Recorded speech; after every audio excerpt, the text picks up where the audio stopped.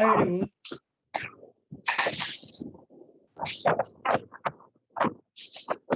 You're you're not attending the MBT meeting?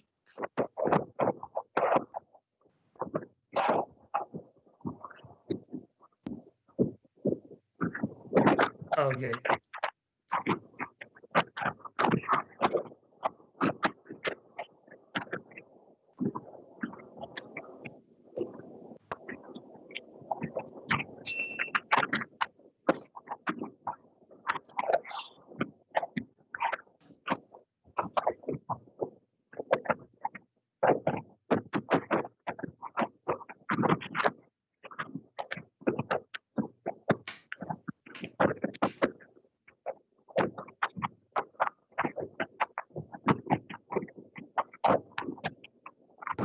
Hey, Pio. Hello. Hi. Yeah, Welcome. just give me a moment. I'll just, quickly fetch a glass of water. Yeah, it's still early.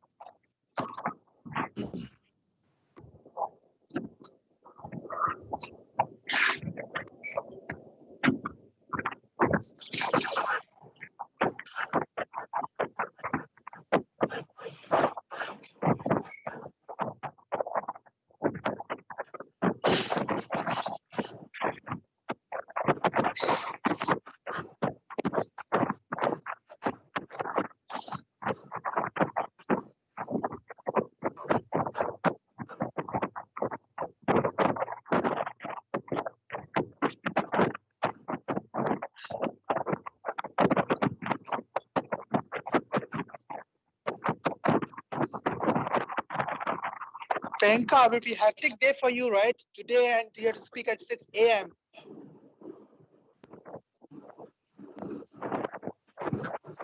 Hello? Yeah, I think she mentioned she's gonna grab some glass Yeah, of water. yeah. Hello. There you go. Yeah, I'm back. Yes. Hi, Priyanka. How are you doing? Good, good. And how about you? Yeah, I'm preparing the slide deck for tomorrow, Yeah. I already did a demo. I mean, how to create demo, but I'm just preparing the slide deck because the main thing is creating demos. So I already created 2 demos. So I'm just doing a slide deck for this light up event. Main thing is main thing I skipped. I missed out the event yesterday where I have to sort out the producer. So as a producer, but I think Asif took in evening slot. I missed out. So the only slot available for me is the morning slot, 8 a.m. to 8 a.m. to 12 p.m. Okay.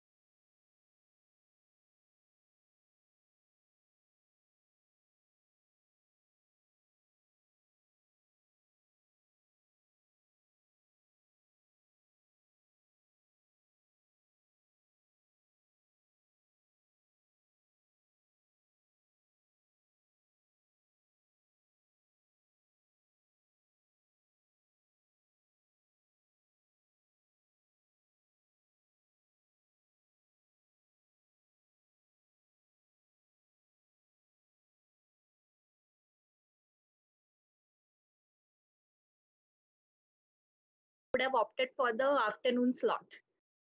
Like it's cool. Yeah, it's I able to know only today, when Manpreet asked me that, man, we need a person to produce for tomorrow's event, and it's only slot available is 8 a.m. to 12 p.m. Like, God, he told me the last minute is quite difficult. I know, I do understand it's a global event, but the last minute is a bit difficult to Yeah, arrange. yeah, right. Because even I thought of asking Nilesh, but then same thing. He's also tied up. He already has a full agenda, full calendar tomorrow. Yeah. So even he won't be able to do it. So I will take a time off tomorrow, man, because I don't know, because uh, this it's a 8 a.m. to 12 p.m. Then Mm-hmm. I have to do my office work. Then at 7 p.m. is my speech as well. So entire Yeah, day, evening, right? Yeah, yes. so a bit hectic. So it's okay. So something good cause for the society now. We are helping. Yep, absolutely. Are you guys still working from home? For now, yes. But Oh, I have to go to office tomorrow. oh, okay. Sorry, next week onwards. Not tomorrow. Next week onwards. So 20th onwards, my office is actually starting full fledged. Oh, okay. Yeah, I think a lot of places are opening up. I think that's also why we uh, usually people are early. Anyway, maybe we should start so that we won't run out of hours.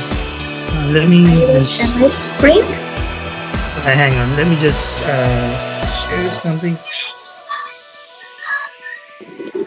All right, let's.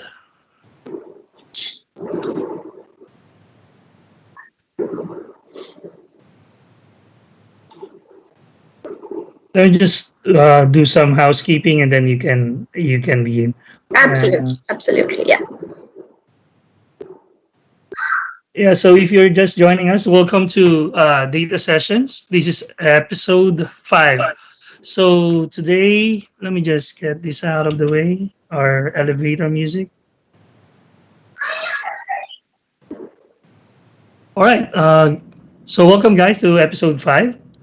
Today we got 2 sessions, one for handling big data queries in Azure Cognitive Search by Priyanka Shah. She is one of the prolific speakers here in Singapore right now. She's the innovation technology lead.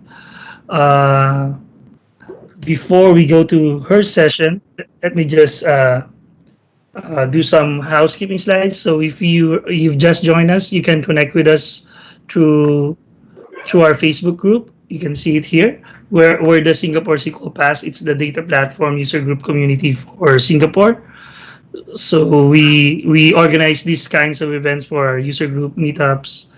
We also do organize the SQL Saturday once a year and the data camp. If you want to find out more regarding the group, or if you want to connect, just talk about anything about data, you can just you can find us on Facebook, or you can join the Microsoft community for Singapore at Meetup. All the events, the user group events for Singapore for the different Microsoft user group communities, you can find it there. For our part, if you wanna take a look at the previous sessions, previous meetups or episodes, you can go to our YouTube channel. And if you have any questions about our meetups, any questions about our events, you can email your organizers here. Before we go to our event for tonight, let me just quickly announce some events that are happening. So tomorrow, the Azure user group has a Ask Me Anything with Donovan Brown. Donovan Brown is a cloud advocate for Microsoft. So if you want to talk about DevOps, if you have any questions about it, you can join their meetup tomorrow. You can go to the meetup group and find the event there and register. It's also going to be an online event like everything else. Next week, not next week, on July 28th, for episode 6, we have Power BI DAX 101 with Aral Shukla. He's a Microsoft certified trainer and also one of our organizers here. And then after that, we have Uwe Rieken, who is a Microsoft MVP from Germany. He's gonna talk about database configuration and server settings for SQL Server. This is a feature that that SQL Server had since I think 2016. So it's gonna discuss what database scope configuration is and show you how you can use it in your environment. Uh, just a few reminders before we start. So keep yourself on mute during the sessions. If you have any questions, you can use the raise hand button icon. Just click it, and then we'll get to you when there's a logical break during the presentation, or you can put it on the chat. Then we can read it to Priyanka later on. After the session, we do have an evaluation survey. It's just a few minutes. It would really help if you could provide your feedback. And last but not the least, this session is being recorded. So yeah, so after this, you can find it in our YouTube channel. With that, I would like to pass the mic to Priyanka for our first session tonight, which is handling big data queries with Azure Cognitive Search. All yours, Priyanka. All right. Thank you so much, Pio. I'm sharing my screen. Okay, and yep. All right, we can see that. All right. So I hear a little bit disturbance in the background. It's not Let me just mute everyone else, and then you can unmute yourself.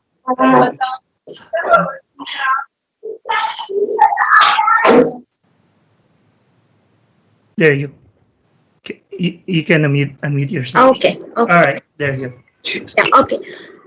So good evening, everyone, and thank you for joining us. And Pio, thank you for organizing this. I have been following the Sqlpass, and you really have a nice lineup of topics and speakers.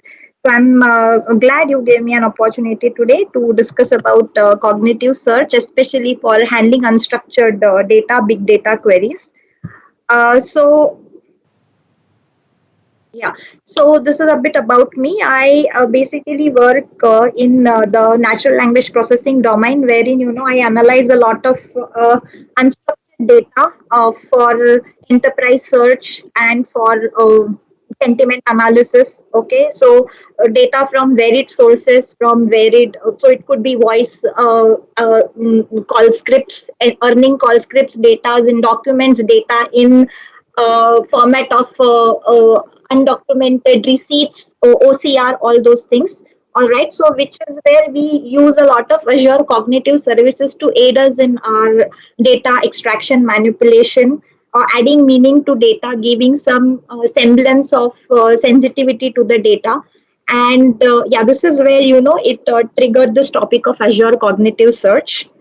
And the agenda today would be something like this. So we'll be talking about the basics, introducing Azure Cognitive Search Services, the basic concepts, how to handle mixed mode data and add AI enrichment whilst we are preparing the data itself. And then we will see demos. So demos will be like interspersed, we'll see 2 or 3 demos, then we'll see a couple of steps of how to actually enrich the data or import the data, mixed mode content using the Azure portal and stuff. So when I, before we jump into the topic, we just look at this presentation, this content. When we talk of the user today, okay, and when we talk of search services. So in Azure portal, you have learned of those common terms where we have infrastructure as a service or platform as a service or software as a service. But now there's something called as search as a service too. Search as a service in the cloud, wherein it's like a whole package given to you. You can search unstructured text. You can search geospatial indices. You can have, paging, filtering, sorting, those kind of functionalities. You will have aggregations, which is grouping of data together. So here you see like which is in Azure cognitive search terms, it is termed as facets, facetable data they call it. Okay, so it is like aggregating data under some particular category or particular topic, right?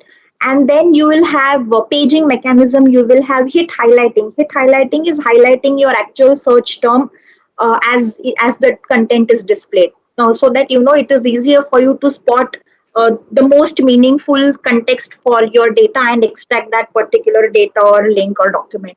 All right. So the user is used to this kind of an assistance where as you keep on typing, either it auto completes or it pops out a list of suggestions.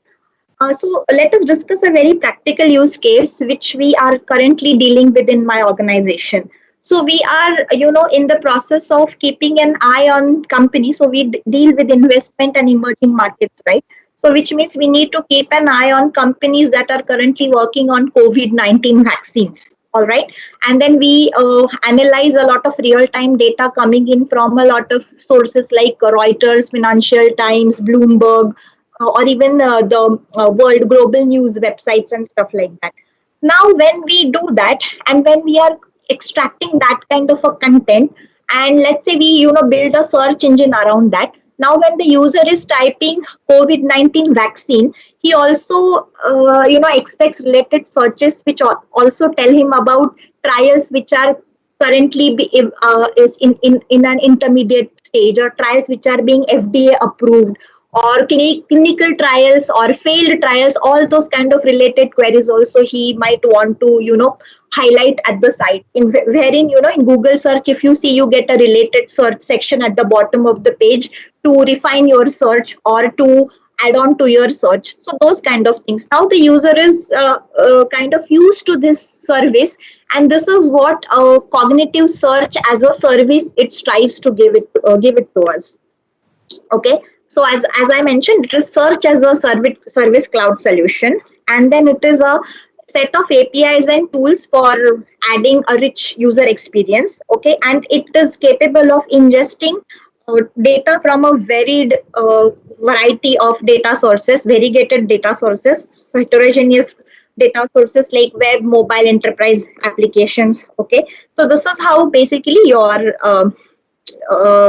cognitive search structure and application dealing with the cognitive search will look like. So with our data, it could be like from multiple sources. It could be structured, unstructured images, documents, videos, even videos for that matter.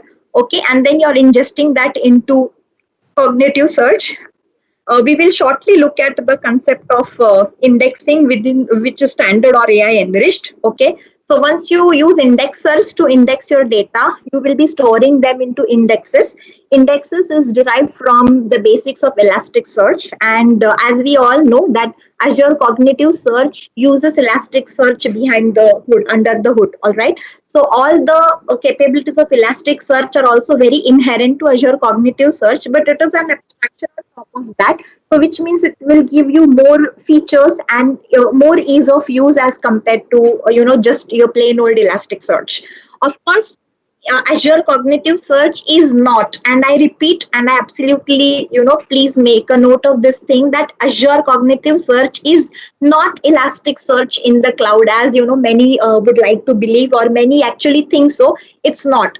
Just that it uses Elasticsearch under the hood is, the similarities end there. It's not absolutely Elasticsearch in the cloud. If you look at Azure, they have a separate ECK, Elastic Search cluster offering on the cloud. Okay, that's a separate service altogether, and that is a separate topic which we might keep for the future. So once your data is indexed into the Azure Cognitive Search index, and then you can your application will interact using REST or NET APIs. Okay, so it's like the index is in a JSON format, and the index interaction is in a JSON format from the API. So it will be sending search queries, and the response will be a JSON object with the search terms, the hit highlights, and stuff like that. Okay. So what is Azure Cognitive Search? When we look at that, it's just a functionality which is exposed through a simple REST API or an SDK, and that the search itself, it masks the inherent complexity of which is like inverted indexing, the Lucene index which it uses for documenting the data, the pipeline that it builds for ingesting data from documents, from text engines and stuff like that. Okay. Then the Azure portal also provides us administration facilities like management and role-based access controls and those things. Okay, and then because it is a service which is running in the cloud, of course, as is with all the Azure offerings, it infrastructure and availability are totally managed by Microsoft. When do we actually turn towards using Azure Cognitive Search? So let's say, because most of our normal search scenarios which involve like database search could be very well achieved by using Azure Cosmos DB, or even SQL has a full text search facility, those kind of things. So when do we actually turn to Azure Cognitive Search? As we previously mentioned, that when we have data from a lot of sources and a lot of rich data from various sources in various different formats, images, text files, voice recordings, audio clips, video clips. Okay, and then you want to identify some structure, give some structure to that data. You want to extract something meaningful from that data. For example, let us say that you have in our use case, in our very specific use case, where we are analyzing call reports. Call reports are basically documents which are prepared by the analysts about companies campaign should invest in. Okay, or consider about follow the stocks for those companies.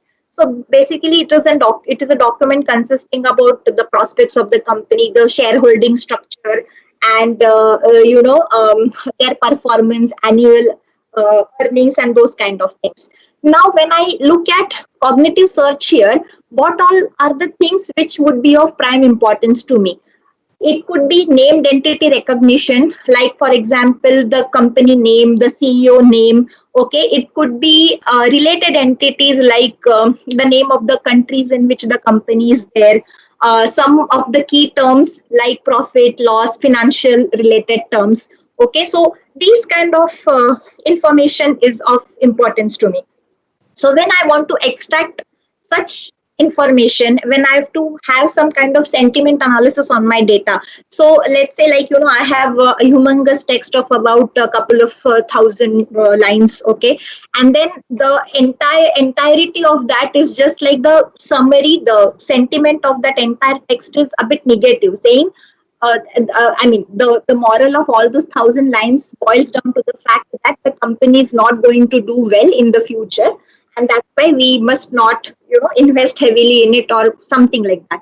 So basically, that kind of sentiment analysis, if I want for the entire data, then in these kind of scenarios, I'm going to turn to Azure Cognitive Search. Okay. Then again, as I previously also mentioned, that user is used to having services such as autocomplete or content completion or suggestions. So when I keep on typing electric cars, then maybe it could give me a drop down for electric cars, green energy, electric cars, Tesla, those kind of autocomplete things.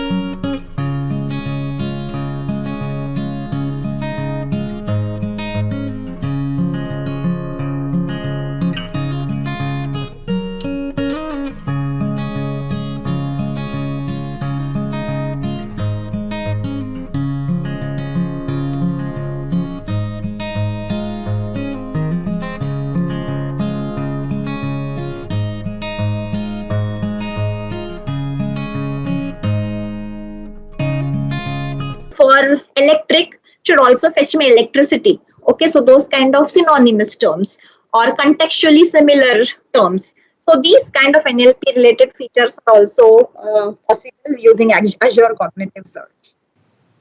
So when we look at the search features, what are the search features which we get? Sorry. Yeah, what are the search features? In the search features, we have free-form text search.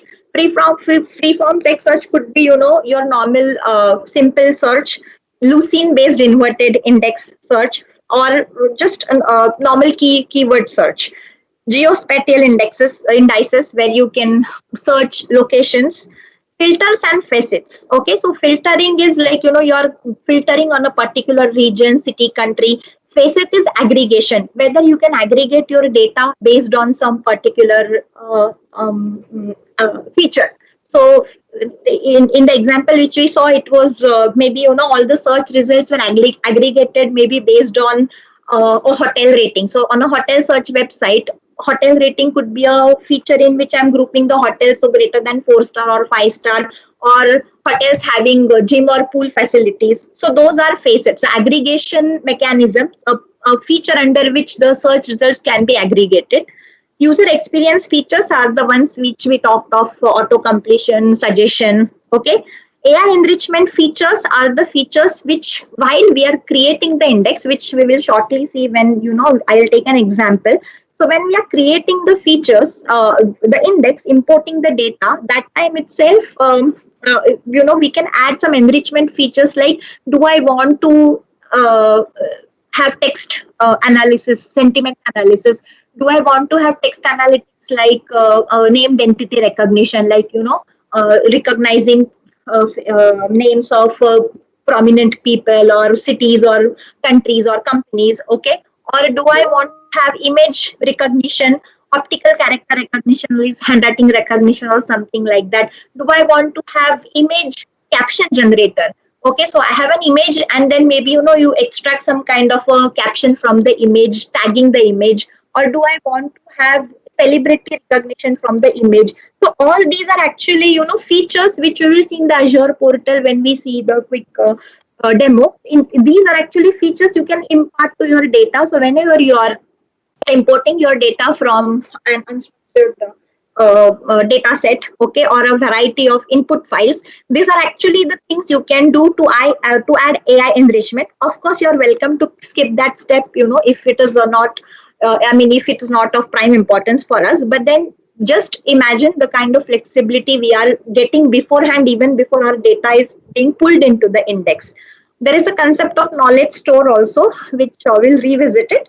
And cached content is, of course, you know, for content which is very heavy, okay, or which which is very not volatile, which is quite static, but, you know, it need not have back and forth between the API and the Azure index or cognitive index. So that would be cached. So cached content also, you know, gives you improved performance. Okay. Now, when we are talking of the data import features, how you're going to import your data into your Azure Cognitive Index. Okay.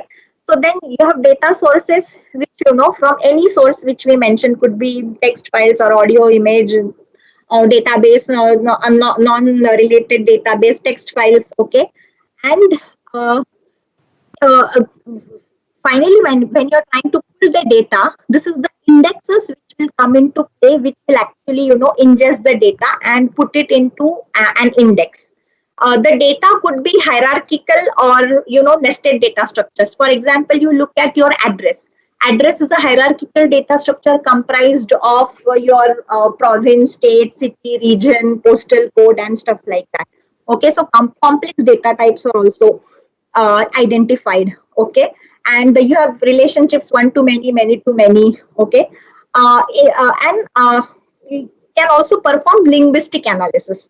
So linguistic analysis has a couple of, you know, concepts embedded in natural language processing, where you will have lexical analyzers, language analyzers. So which means breaking down the word to its root, which is called as the stemming. Okay. So for example, when I'm saying gone or went or going, the root word is go. right? So when I'm having plurals, okay, so mice, okay, or houses, for example, then break it down to its root word, singular word, or lowercase your text.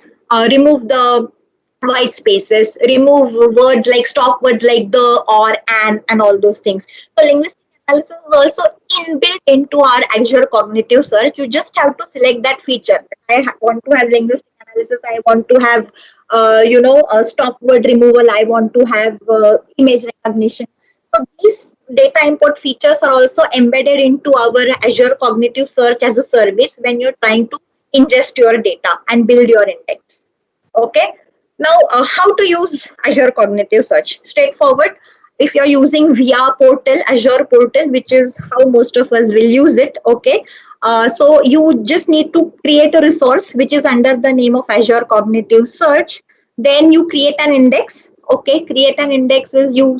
I will see how to do that, but just very briefly, you will select your data source and you will import your data. You will decide whether to add AI enrichment to it or not. You will load the data, and then finally you will have a search explorer to fire your search queries. Search queries are also, if people whoever have an experience with Elasticsearch and you have played around with the ELK stack, Kibana especially, and you know how to formulate those queries wherein you will have to give the query term and then must have, should have, and then filters, and kind of build that hierarchical query DSL using the query DSL language. And then you will see it here in Azure Cognitive Search. Here it is pretty much even more straightforward, wherein you can just have separators with ampersand sign and define keywords. So let's say I want to search all hotels in having, beach facing hotels in probably my database.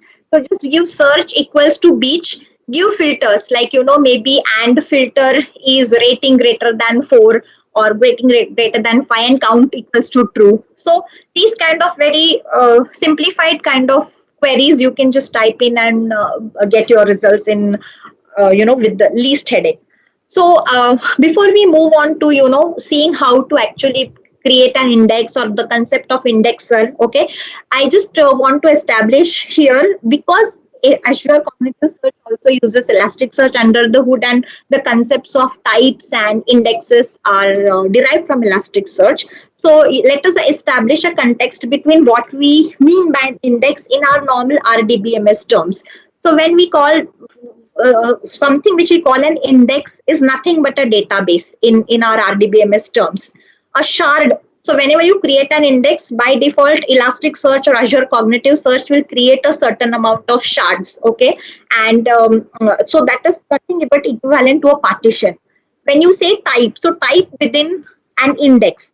So let's say an index is like our database. A type is like a table. So I will have a user type. I might have a language type there. I might have management or department type there. So these are nothing but different tables under that index. When I say documents mean row, mean a particular row in that type. Okay. So when I say a user document is a user row which has certain fields like username and user address or user salary, blah blah blah, user age. Okay. So that entire row becomes a document in the terms of Azure Cognitive Search. Same way we have field. Okay, so field, this is what a document is comprised of fields, which are the actual columns in our database table.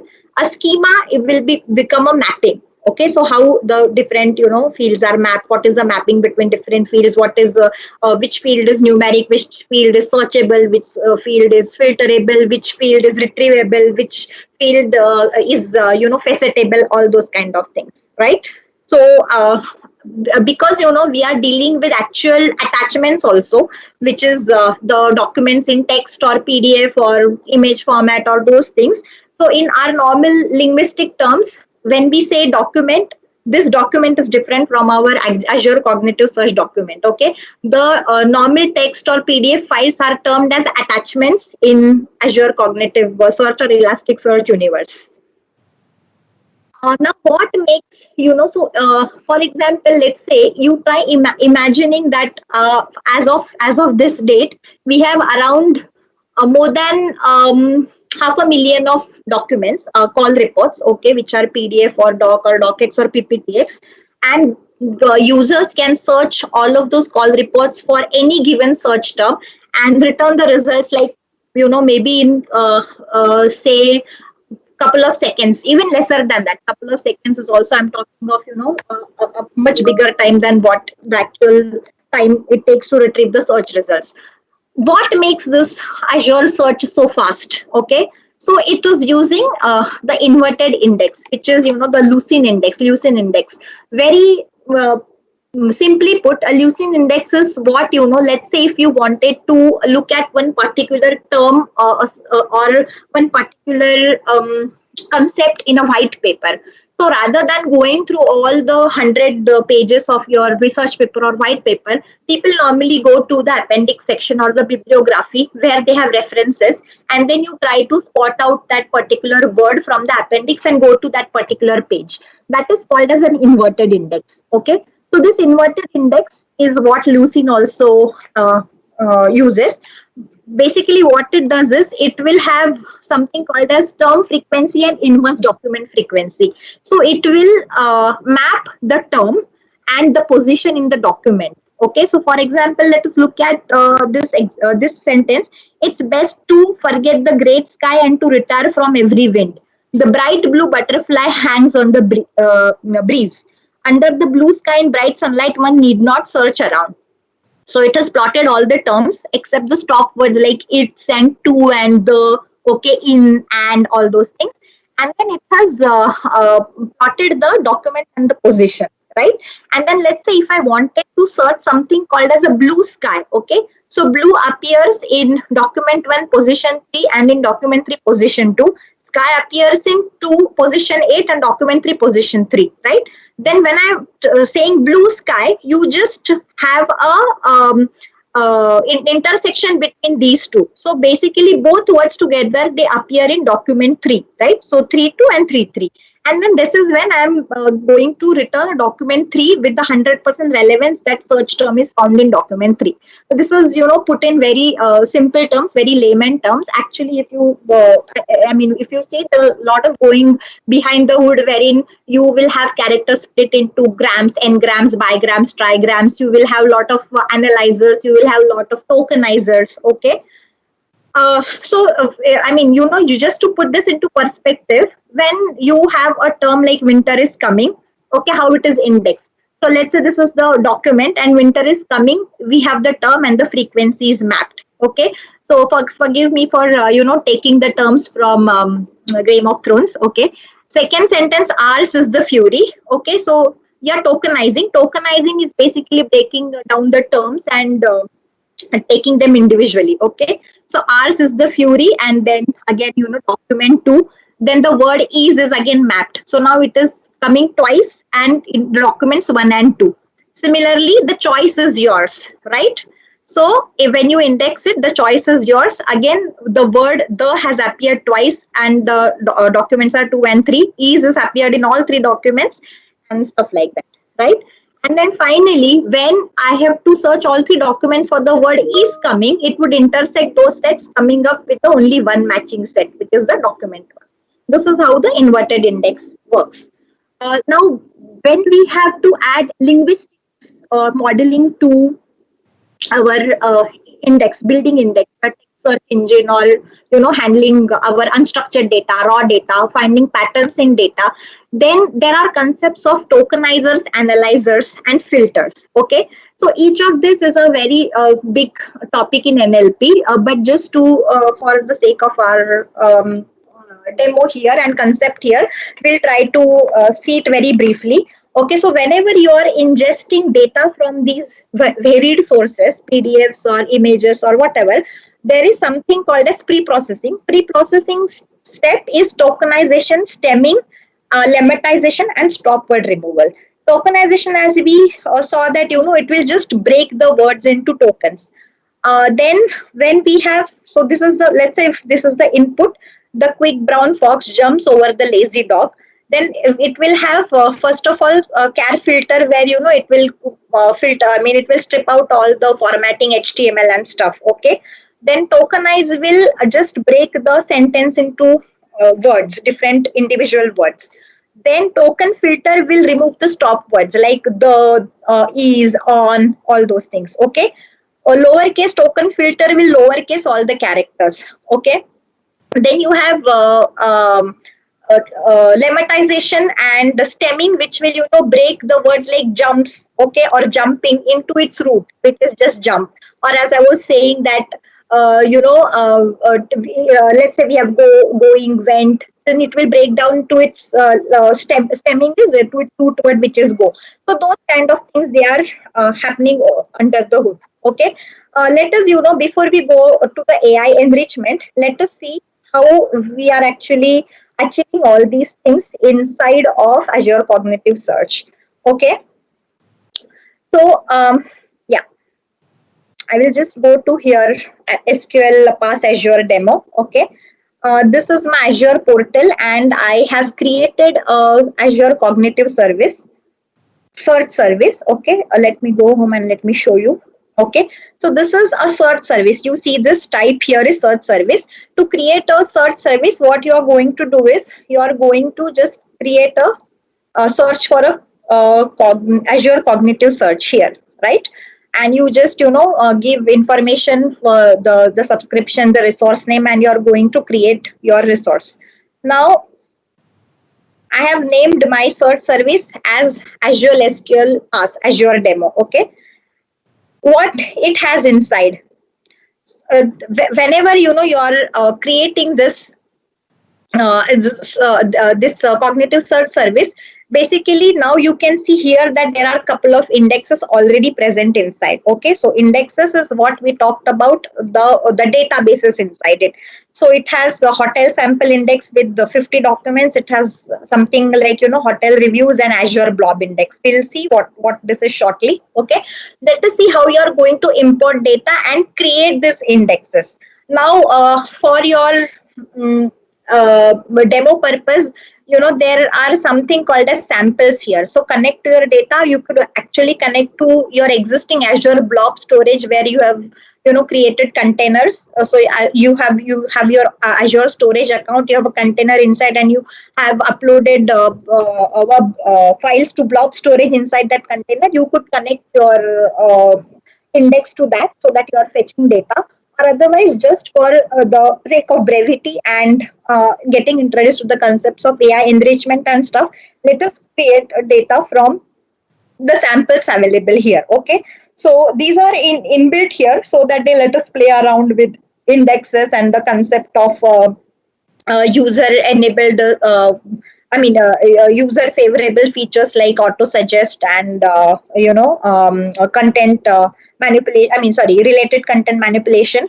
So I am selecting a hotel sample, for example. Okay, now you look at this, add cognitive skills optional. Okay, or maybe let us go to real estate here. Yeah, and let us add a cognitive skill here, optional. So maybe it's not optional for me, and I'm really going to add AI enrichment to my data. Okay, so just look at the list of features available here.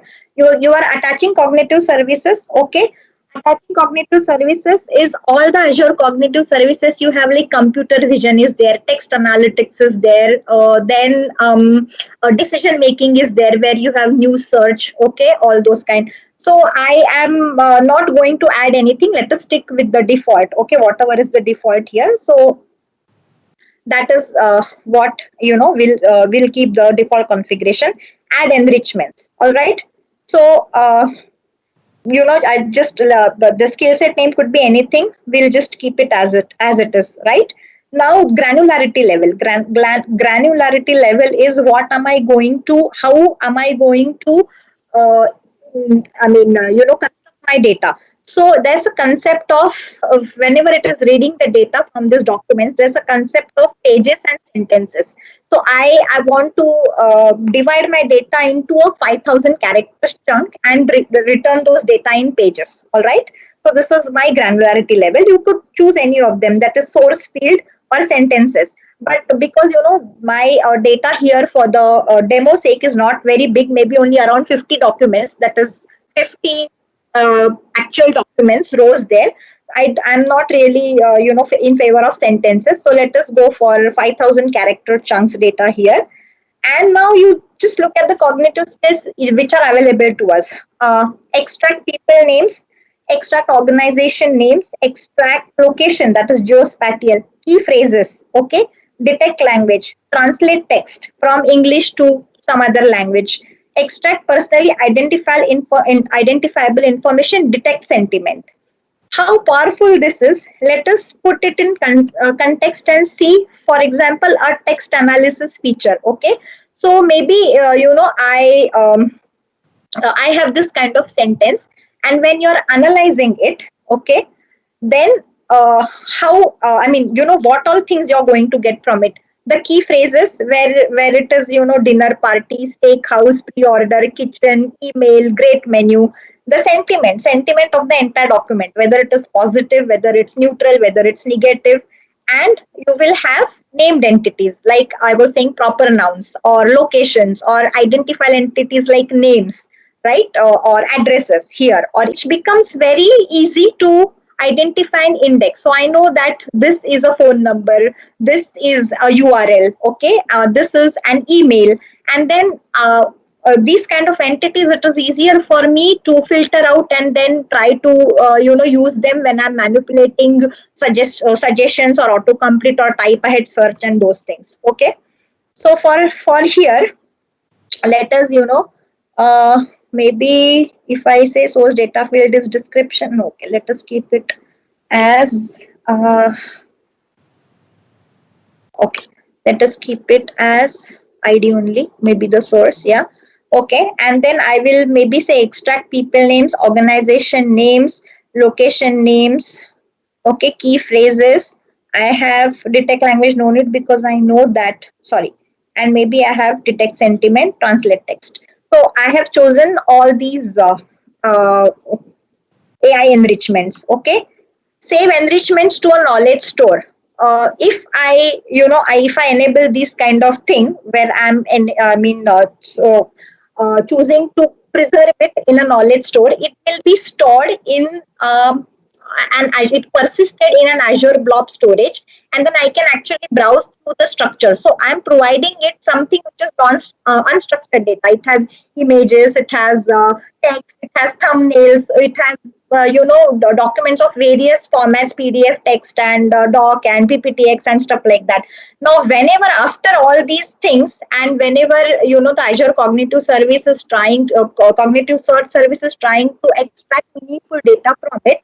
So now, if I don't do this step, the data is not this. All these operations which are done are transient and they are lost. I mean, my index will be created, but all these operations done in between, so that the data is actually extracted and stored and stuff, that will be not persisted. If I want to persist it, I could very easily persist it in a knowledge store. And because this step is a little bit time consuming, so that's why I choose not to do this at this point of time. Okay, and let us or maybe let us do that. So let us do this, and I will just give the endpoint of my already created Azure storage account. Okay, so Azure storage account I've created, and I'll just give an endpoint connection string for it. Okay, and then no, I don't want a projection here. And then I'm just going to go to my next step for building my index. Okay. All right. Okay. So this is my index name. You could very well change the name if you want to. Okay, suggester name if I want to, then search mode. Okay, so suggester name is if you want to have some kind of drop down when you're typing, but right now I don't want to have that. Okay, and by default now you see what I had just done was whatever was the real estate data present in the sample, I had just fed it to the Azure Cognitive Search. Okay, it itself analyzed the data, and it has given me the type of stuff I could do it. So whether all the data are retrievable. Now retrievable data means that data which I'm going to actually retrieve from my search query and display to the user. For that matter, listing IDs, which the ID, the index ID, that need not be actually displayed to the user. So it's a field, but it's not retrievable. It may not be retrievable. It is just going to cause me, make no sense in my search results. Okay, description is there. Then description in different languages: English, French, Italian, Spanish, and stuff. Okay, then all these things are retrievable. Apart from that, what are the filterable things? So beds, baths, okay, which is real estate, number of bedrooms, number of washrooms available, square feet, days on market, status, source. These are all filterable. Sortable, can you sort on those things? Okay, facetable is whether they can be aggregated. Search results can be aggregated on those things. Yes, of course, right? I can aggregate my search results on the number of bedrooms available in a house, the number of washrooms available in a house, right? The number of days on market it was present. So those are the facetable fields.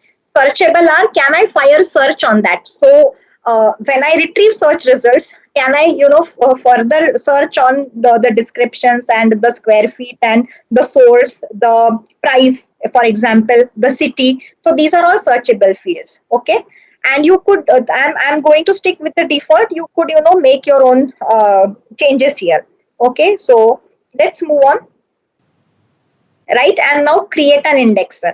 So I was talking all this time of indexer and indexes, right? So what does an indexer do? An indexer is basically going to take into account all our configurations that we have done. Okay, so we selected AI enrichment, we selected how to break our data into sentences or pages. Okay, what is going to be our source ID, what fields are searchable, sortable, and stuff. So we saw all those configurations there. And now indexer, I can schedule it to run once, hourly, daily, custom. What are these things? These things are, let's say you have huge data. So here for demo sake, we have maybe only 50 or 70 documents. But in reality, for example, the use case which we work on, it has around 500,000 documents, right?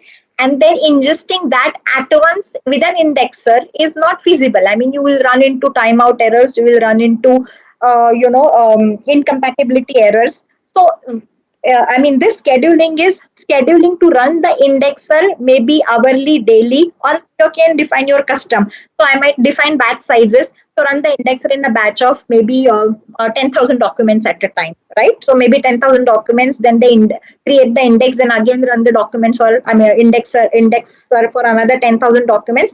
So the indexer is basically is a service which is going to run to create our Azure Cognitive Search Index, right? The database which we are talking of.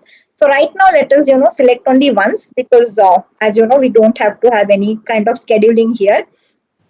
And I create my index. Okay. Now this will create the index. And there's another very powerful feature here, where once the index is created, we will see that apart from just searching the index with very common terms or very common queries like rating greater than or beds greater than or stuff like that. Okay, we can also create a sample quick website wherein you can have those autocomplete features and stuff. Okay, so the index creation takes couple of minutes and even to update. Okay, so let's go here and let us see the other indexes which we have created, and let us see some operations on that. Meanwhile, let this index be created. Okay, so there are already available indexes which I have pre-created. Let us quickly look at those and let us see how the search index and everything is there. So let us look at these indexes.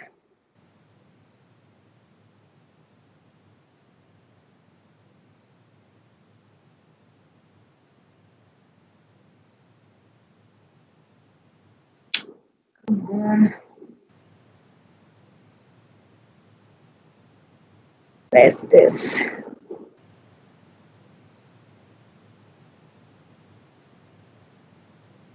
Okay.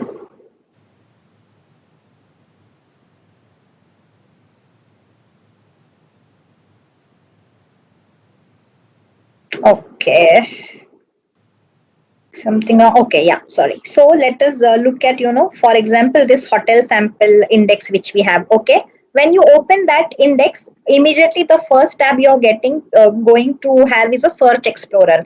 And then how you can search it. For example, the top 10 and skip the next 10 or search. Okay. So let us, for example, e- search equals to beach. Okay. Okay, and then maybe filter rating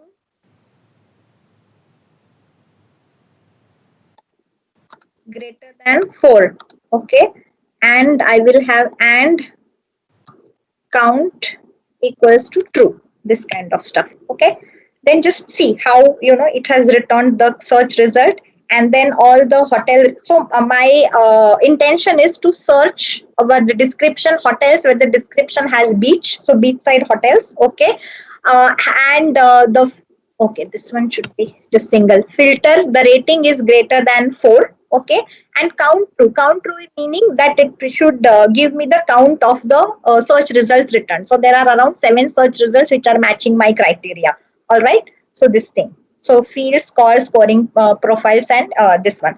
Okay, course is cross origin policy. Okay, so let's say when you are creating search app, you will have to enable this course policy for it to not give you error. Okay, so we in similar way you can file the search queries, can experiment with different terms. Okay, even when we are dealing with images and stuff, you could have all those things, images and tagging images given here in this kind of search explorer. Okay, so now when you go to this create search app, okay, it's in preview mode. So it will quickly give you a possibility to create a search app so that you can quickly see your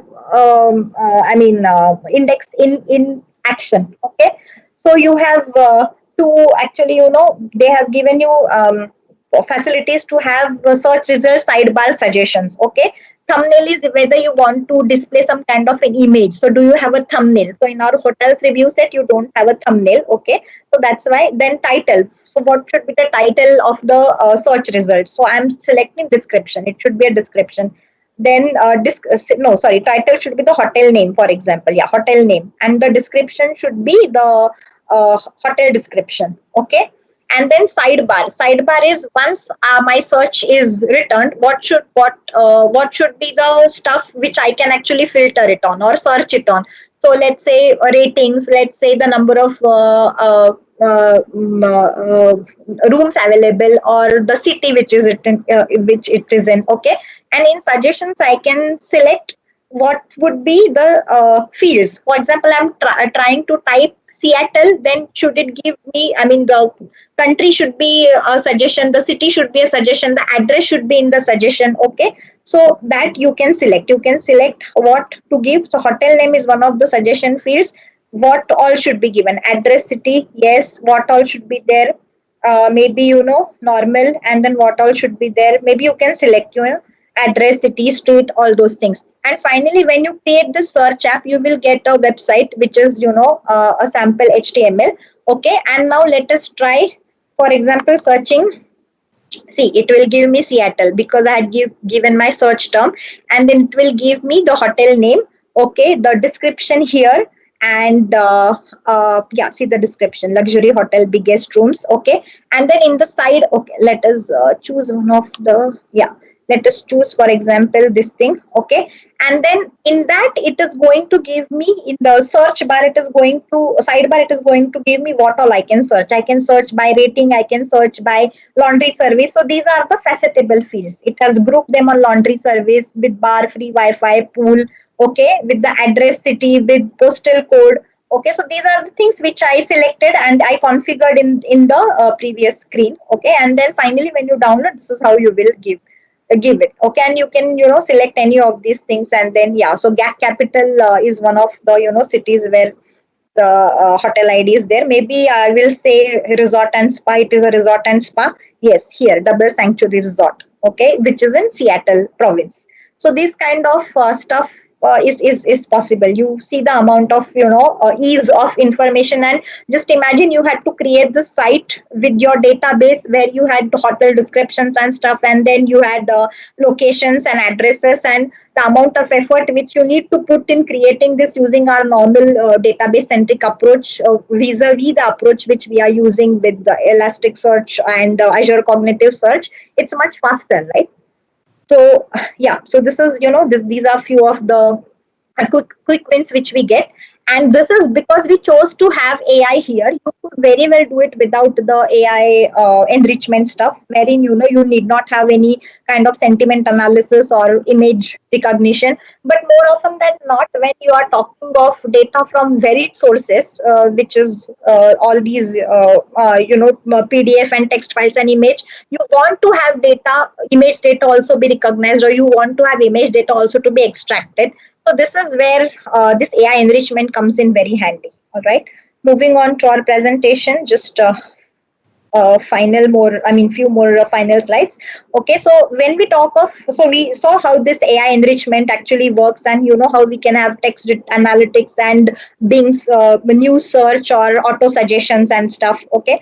When we talk of skill set in Azure Cognitive Search, so skill set is nothing but it is breaking your document into parts. So we saw that it is chunking our documents into 5,000 characters. Then it is going to analyze each chunk. It is the different skills which we impart. The skill set is, whether text detection is one thing, sentiment analysis is one thing, language detection is one skill, image recognition is one skill, analyzing named entities and tagging named entities, key phrases is one skill. So these are all the skills which we checked in our demo, in the configuration page in the AI enrichment. Okay, so the enrichment, if the tree which you see this is your source, the document cracking is how it is going to analyze the documents by breaking it into the various fields and data types and stuff. And then this is where we are adding the cognitive skill. Okay, the cognitive skill, once it is added, then we can decide whether to persist it to a knowledge store or not. And this is an optional step. And then finally, you are going to create a search index. Okay, so search index wherein your UI is going to query and get results. And when these are persisted to a knowledge store, you can further run machine learning or analytics on it to see the structure of your data and stuff like that. Okay, so knowledge store, just to see how it looks, the knowledge store on the portal. Sorry, the knowledge store on the portal. If I have to see. Okay, so if I run, I go here. Okay, yes, okay.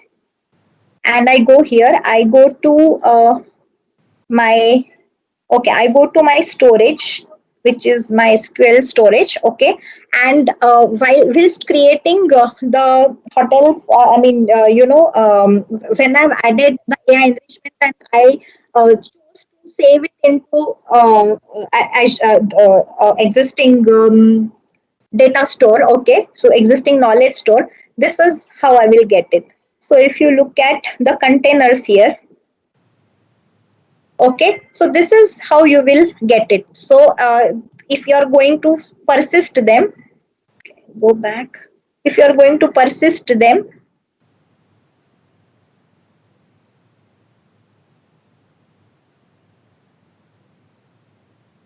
yeah, see, so if you're going to persist them, and in one of the blob containers, sorry, I have to go here at the container level, and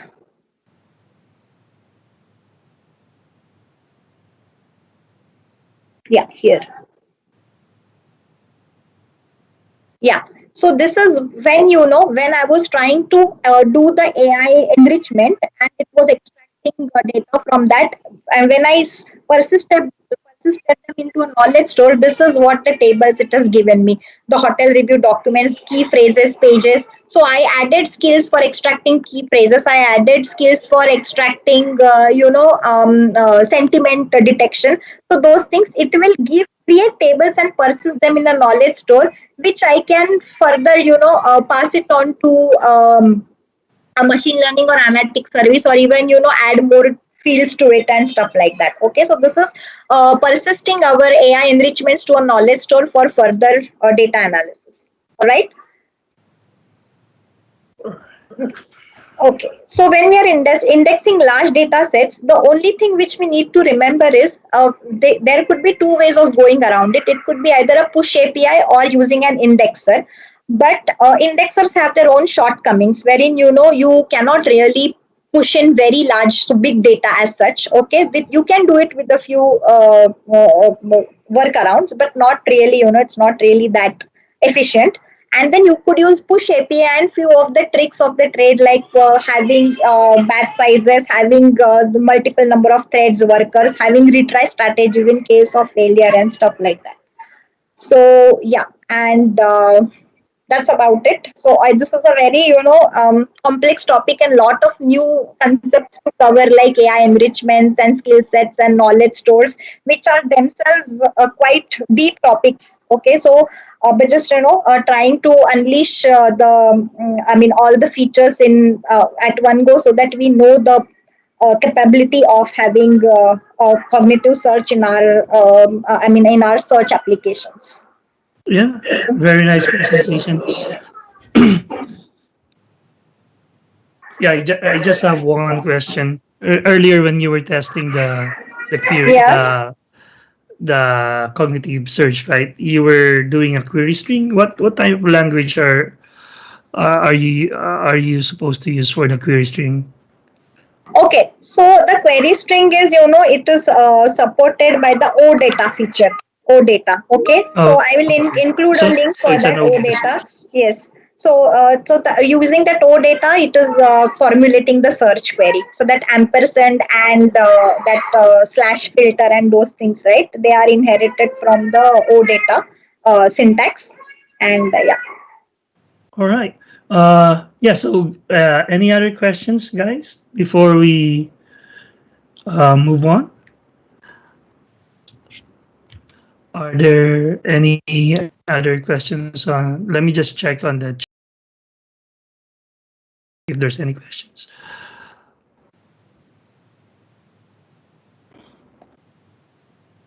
Yeah, I think that's all. Thank you very much, Priyanka, for a very. Thank you very much, Priyanka. Yeah, so we won't take any break anymore since it's already 8, and I think our next speaker is also already on the meeting too. Let me just while we're waiting, if you guys can provide the evaluation for Priyanka, that would be awesome. While I try to make Edwin a presenter.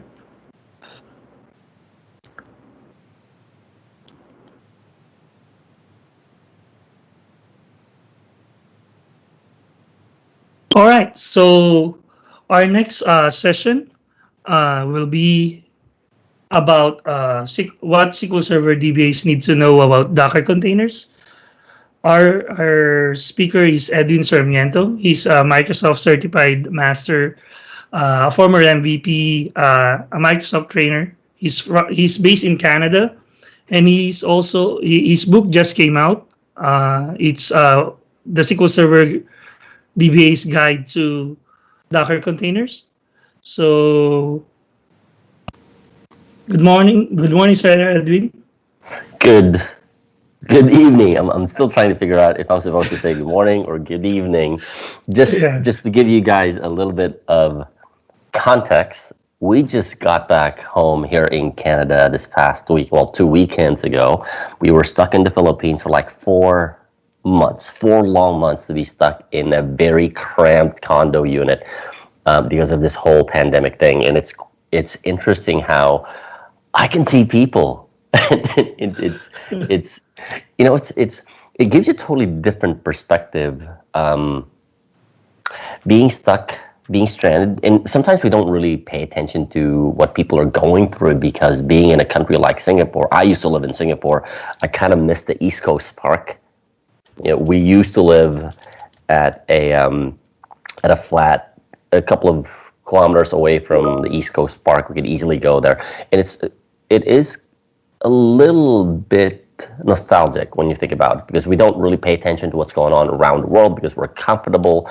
We can see what's going on within us, but not really having a first-hand experience of what is going on around the world and how people are suffering. In fact, I was just browsing Facebook. I rarely do this. I was just browsing Facebook, and a former colleague of mine, his eldest sister, died of the infection.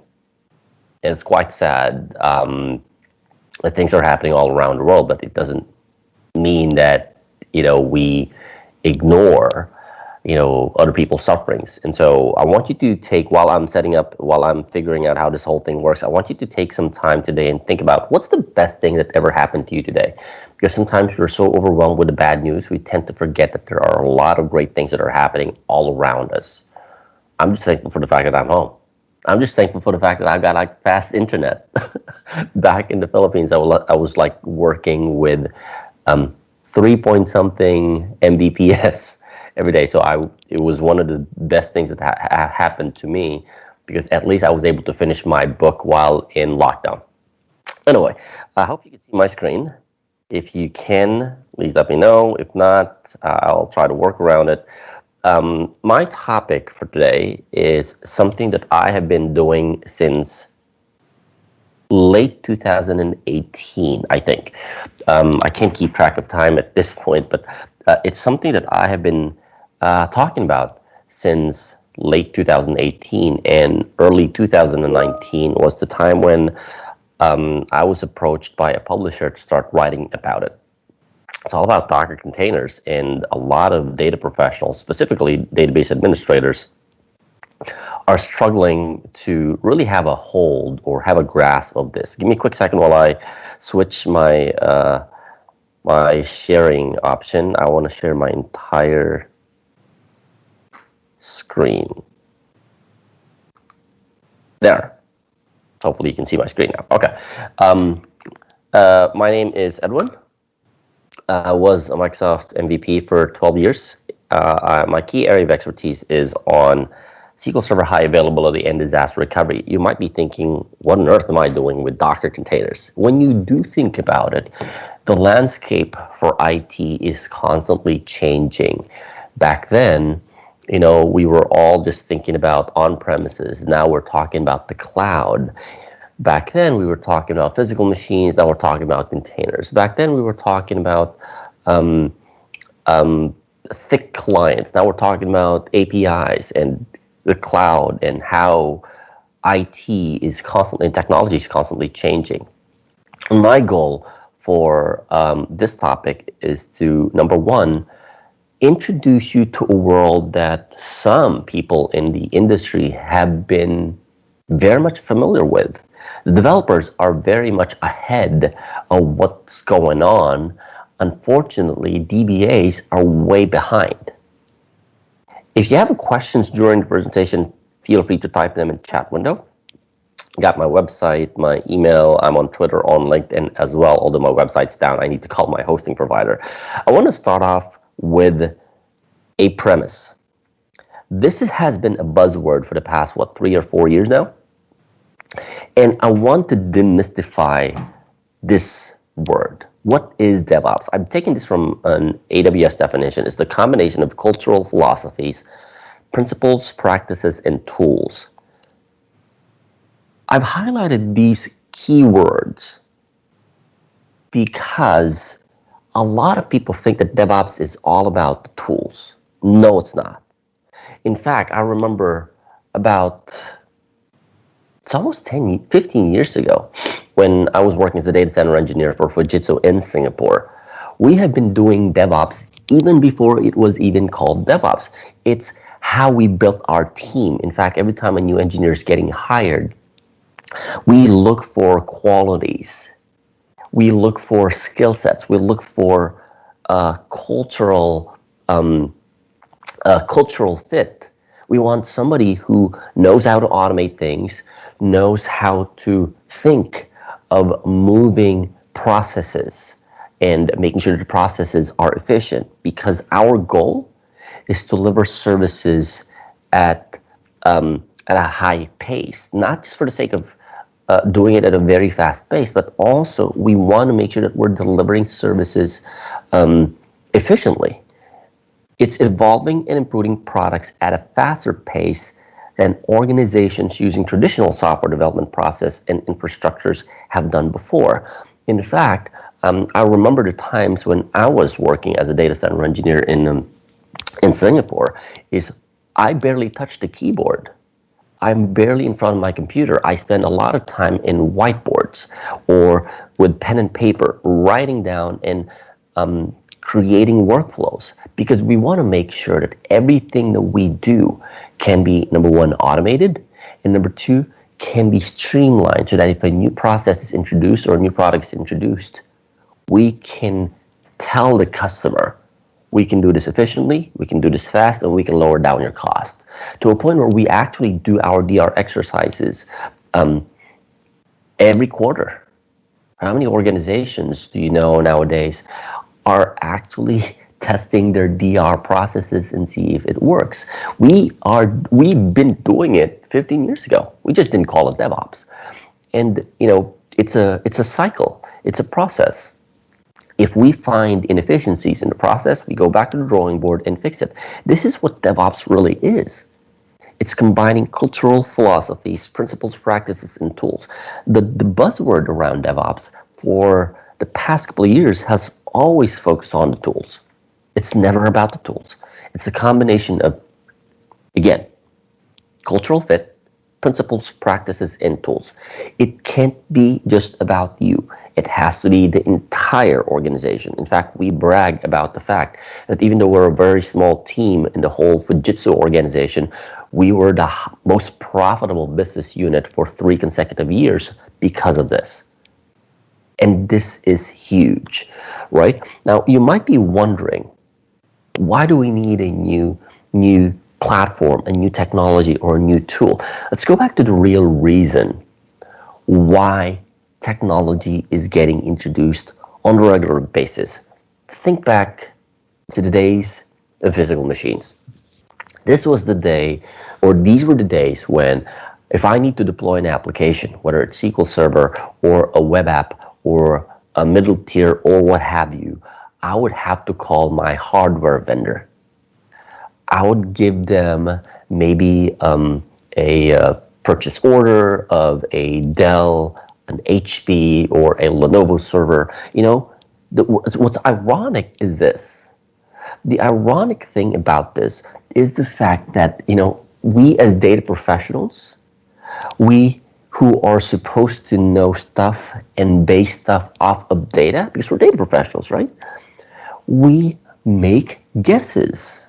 You're right, guesses. What do I mean by that? Well, we don't know the workload, we don't know the baseline, and so we call up Lenovo or HP or Dell and tell it, give me the fastest server that you have. The fastest, X number of cores, X number of memory, X number of hard disk, and this and that, and we don't know. Again, which is quite ironic. We should have known. But every time you deploy a new application, you're kind of guessing. You're guessing about the compute capacity. You're guessing about the storage capacity because you don't know, right? If this was a migration or an upgrade, at least you have some sort of a performance baseline that you've monitored, you've taken. And this challenge has become more of a financial challenge because, well, you're buying a very expensive hardware and you're not really maximizing it. 10, 20 years ago, you've seen servers that are operating at 20% capacity. Your CFOs and your CIOs and your CTOs don't like that.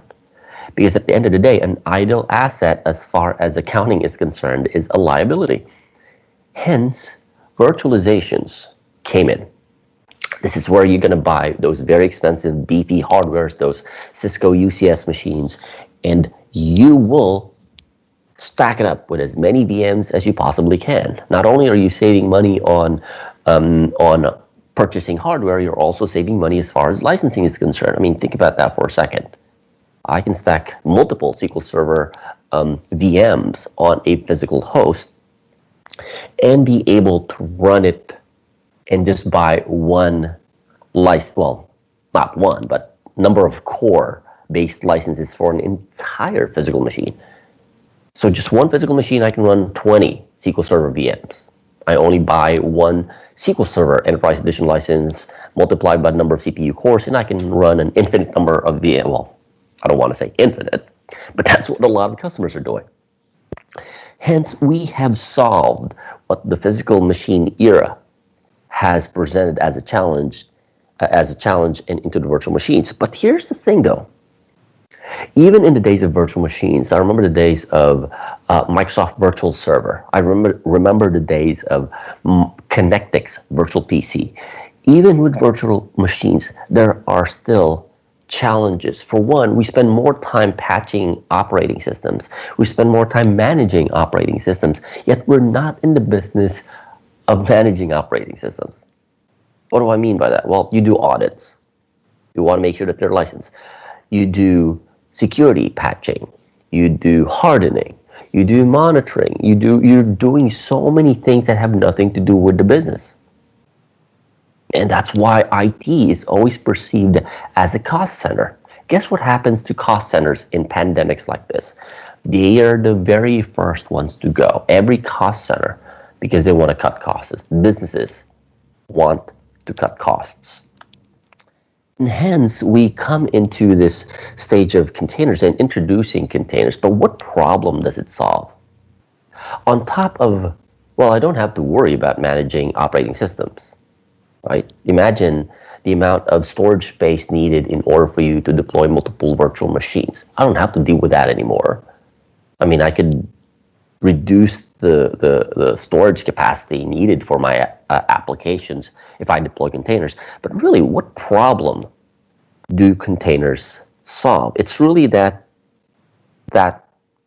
developer response. Hey, it worked on my laptop. I can't count the number of times I would get into a troubleshooting exercise with a client or a customer. We would fix a performance issue or a functionality problem, and the common response has always been, well, it worked in my laptop. Containers solve this specific issue or this specific challenge to reliably run software when moved from one computing environment to another. I mean, virtualization can partially do this, but when you think about it, if I'm running from a physical machine to a virtual machine, I'm going to do a P2V. If I'm running from virtual machine to another virtual machine, I'll still have to think about, wait, is that destination running Citrix? Is it running Hyper-V? Is it running VMware? I still have to worry about that. With containers, you could do what I call a lift and shift. I could take an application wrapped in a container, developed, tested, run, what have you, from a developer machine and put it on any container platform, whether it's on premises, on the cloud, on a hosted environment, and it will just work as fine so long as the container host shares the underlying kernel. And that's what I'm going to talk about today, the whole gist of the technology behind containers.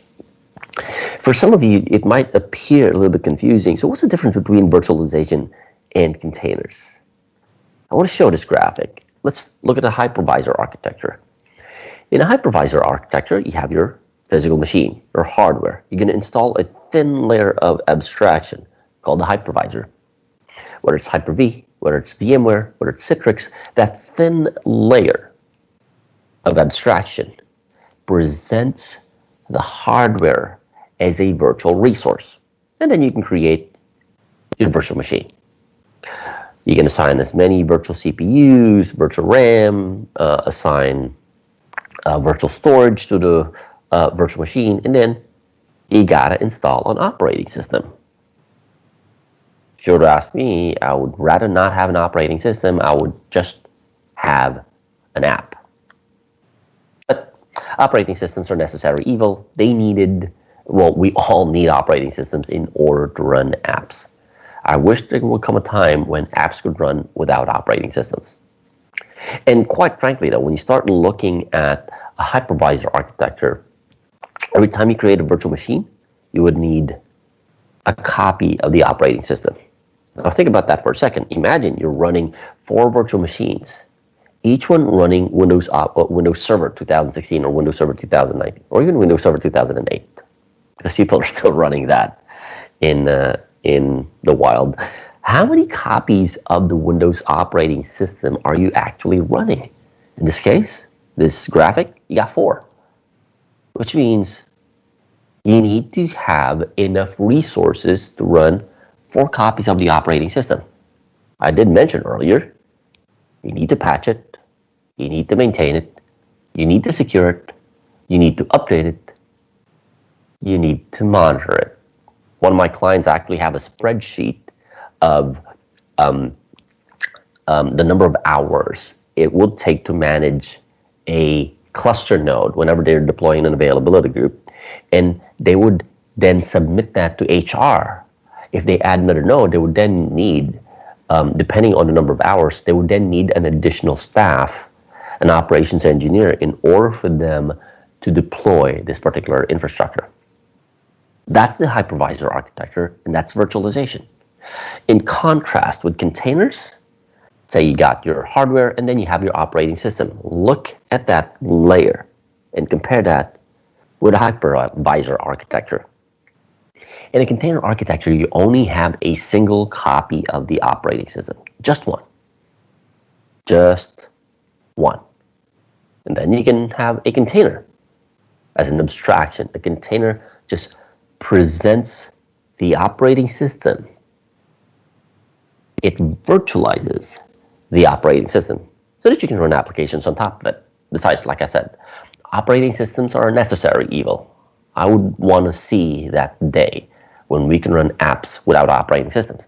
But in this case, well, we still need it, but you don't really need a full-blown operating system. You just need some of the functionalities of the operating system in order to make the app work. And so you can have as many containers as you possibly can, and not have to worry about managing operating systems. It's one of the reasons why developers, like I said in the beginning of the presentation, developers are way ahead of us DBAs, us data professionals, when it comes to DevOps and containers and the whole practice. It's because of the fact that they don't need to know the underlying operating system. They just need to know how the app works. So this minimizes the need to maintain operating systems. It minimizes the need, well, if I was a CFO, I would just think about, well, it minimizes the need to license operating systems. It minimizes the need to support it, to maintain it. And moving forward, it minimizes overall costs. Containers are a Linux concept, in fact, which is quite interesting. You might have heard of the company called Docker. Docker is to containers as Red Hat is to Linux, as VMware is to virtualization. They've pioneered and made container technology available to the masses. But when you really do think about it, it's not a new technology. It's been around since the late 70s, which is interesting. In the Unix world, the concept of virtualizing the operating system has existed as early as the late 70s. It's just the fact that, it's a cool technology, but we can't use it, so it's useless. It was only up until the early 2000s that somebody came up with the idea of, let's capitalize this technology to solve a business problem. It's also the reason why, well, all of the demos that I'm going to show you today are going to focus on Linux. And it's also one of the reasons why you would see Microsoft investing heavily in the Linux operating system. Azure is running more Linux OSs than you could ever think of. And this is where Microsoft is headed. So you got to wrap your head around the fact that as a SQL Server DBA, I need to learn Linux whether I like it or not. It is where Microsoft is headed. Trying to virtualize the Linux operating system kernel, unlike virtualization where you're virtualizing the hardware. Containers virtualize the operating system kernel. Because you're running multiple apps, or in this case multiple containers with apps inside, a single operating system, you're actually sharing the host's kernel. Think of creating virtual splices of the operating system and presenting it to the kernel, or rather to the container. It uses the kernel's ability to group processes for resource control. You can think of containers as individual processes, each one siloed so that whatever happens against the container does not affect the other containers. And they feel like lightweight VMs. That's why people think they're VMs, but no, they're not virtual machines. Some people would call them virtualization 2.0. But again, think of what virtualization is. It's virtualizing the physical hardware. Containers, it's abstracting the operating system. Well, you can still think of it as virtualization, but you're not virtualizing the physical machine or the hardware resource. You're virtualizing the operating system. I want to switch gears a bit because I've given you a high-level overview of what they are and what you can use it for. Let's look at how Docker runs containers. Docker, like I said, is kind of like the Red Hat of Linux or the VMware of virtualization. It is the company that pioneered or made container technology available to the masses. So it's important for you to understand how it works because, with the different container apps that are available that you can leverage, in our case, we will start calling SQL Server as an app. Well, I know it is the server that runs databases and with relational database, but from the point of view of container technology, it is an app. So how does Docker run containers? You have your Docker client, and then you have your Docker daemon. Daemon is just a Linux word for service, just like in Windows. When you run a command from the client, the daemon responds. Let's say Docker run. I want to run a container. Here's what the Docker daemon would do. First, it will search within itself. Is there a copy of the image that represents this container? It will first search its internal repository, or in this case, the local hard drive. If there is no image associated with the container that the client wants to run, it will reach out to a container registry. By default, Docker's container registry is the Docker Hub. Microsoft used to host all of its containers on Docker Hub. Now they have their own. It's called the Microsoft Container Registry. Think of the Docker Hub as the App Store for iPhone or the Play Store for Google. The Docker daemon would reach out and it will start pulling the image required to run that specific container that the client wants to run. Stores that file in the local repository and then runs a container based on that image. Now you can run one or many instances of that container from the same image. And the beauty of this is you only pull or you only download the image once, and you can run as many as you want, of course, depending on the hardware resources available on your system. Let's have a look at this in action. I want to switch gears a bit, and I want to introduce you to a Linux environment. Hope you can see my screen. This is Putty. I've been using Putty ever since, early 2000s when I started working on Unix and Linux.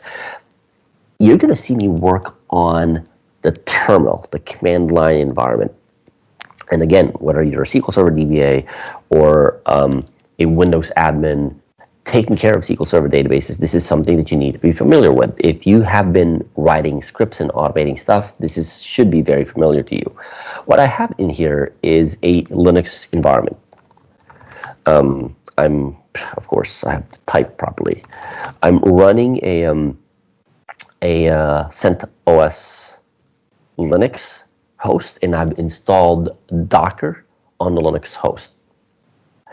This Linux host will now function as a Docker host, meaning I could run Docker containers on top of this Linux host. And I can explore this using Docker commands. But because I'm running Linux, I want to introduce you to a very simple concept in Linux called least privilege. Even though I'm logged in as me, this is my account, I'm restricted to running non-administrative commands. Like for instance, hostname is a non-administrative command. IPADDR to display IP addresses is a non-administrative command. But when I start running Docker commands, because it requires administrative privileges, I need to prefix the command with sudo.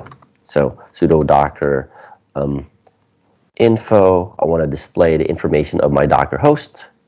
It will prompt me for the password of my account. My account is actually a local administrator, but again, because of the default behavior of least privilege, it will not run any administrative command without prefixing it with sudo. And you would see the properties of my my Docker host.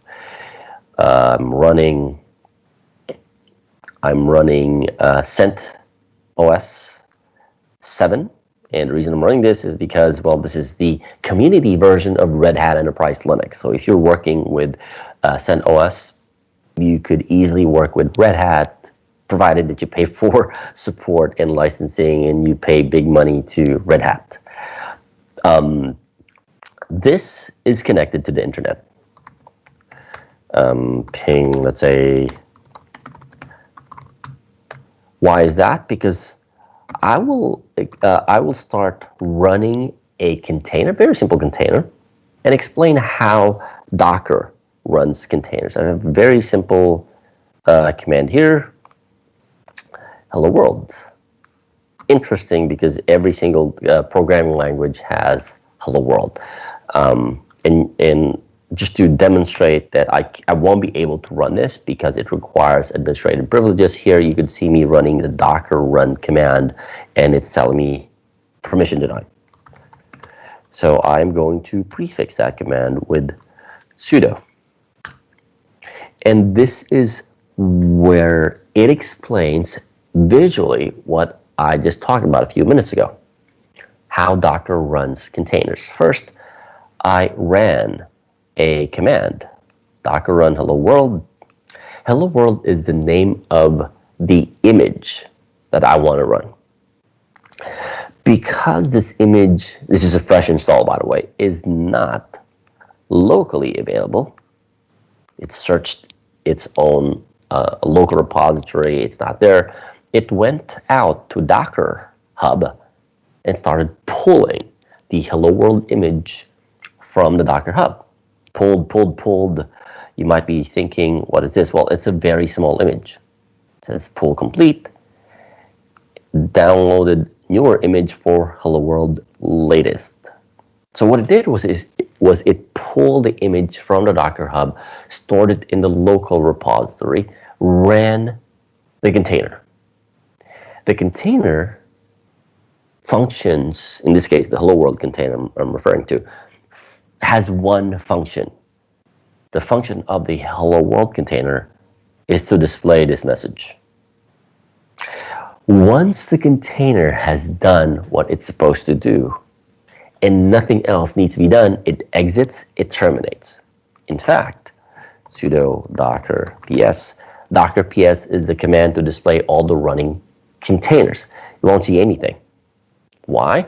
Because the container has already completed its task, there's nothing else to do, therefore it exits. In fact, if I pass -a, which means display all containers running or terminated, you would see that I had a hello world image ran 2 minutes ago, or created 2 minutes ago, but exited about a minute ago, and its name is Ferment Blackburn. Interesting, because Docker will automatically generate fancy names based on an algorithm that a cool developer did. But the idea behind this is, because a container ran and there's nothing else in the container to continue to continue running, it will terminate, exit, and it's still going to be there. You could think of this as a virtual machine that was started, did its job, and then shut down. The virtual machine is still there, but it's no longer running.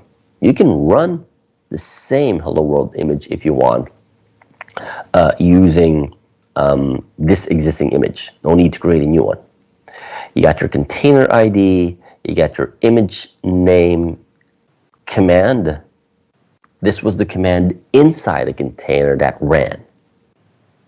And then you have the created property, the status, and then the name.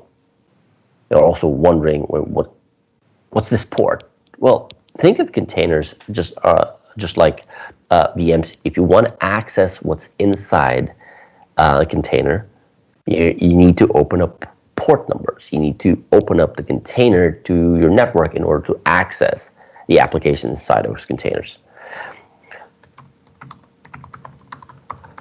Remember what I mentioned earlier about the Docker daemon pulling the image from the Docker Hub and storing it in its local repository. You can see I've got the Hello World image, and it's 13.3 kilobytes.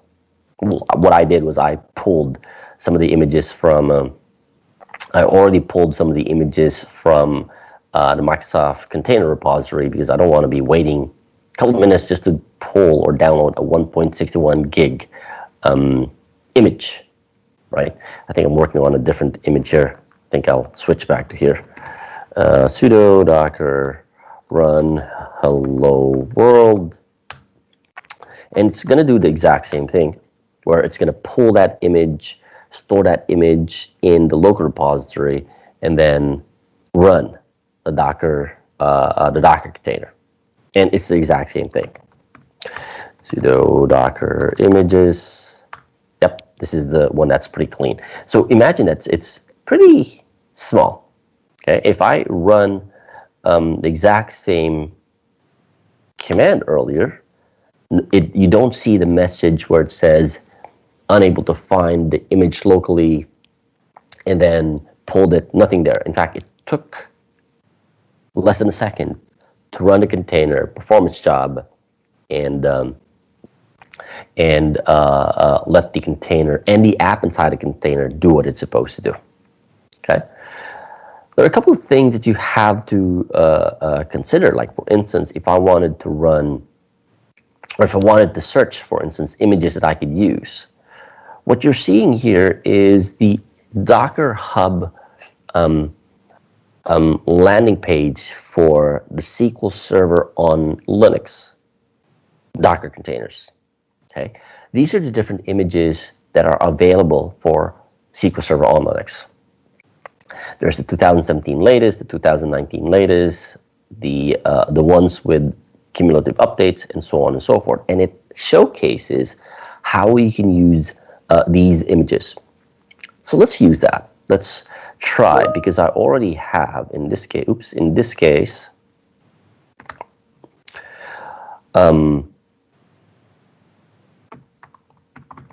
I have just one image.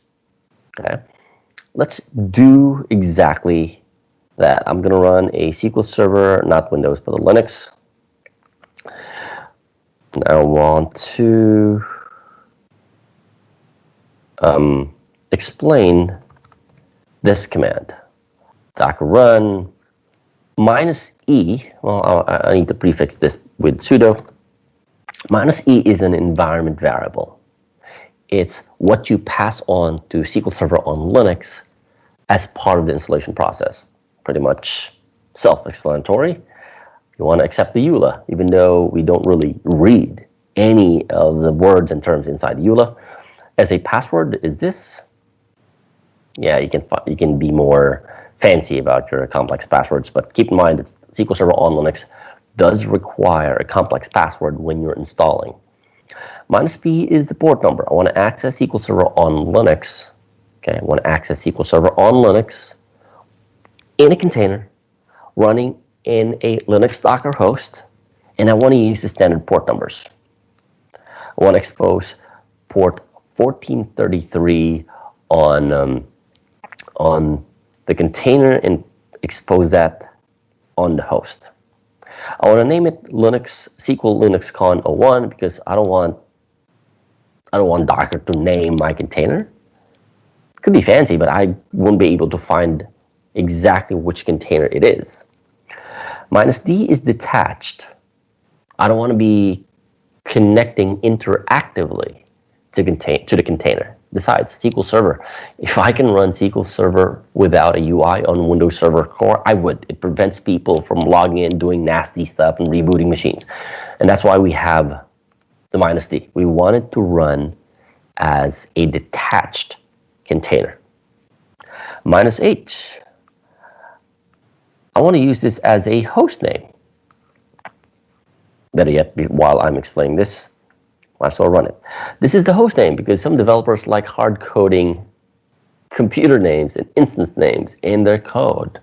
So I want to make sure that whatever app they're running on and whatever code that they have that hard codes host names, I can catch it. And instead of using the latest specific version of the SQL Server on Linux, I'm going to use this. I don't even know what version this is, but I'm going to use this one.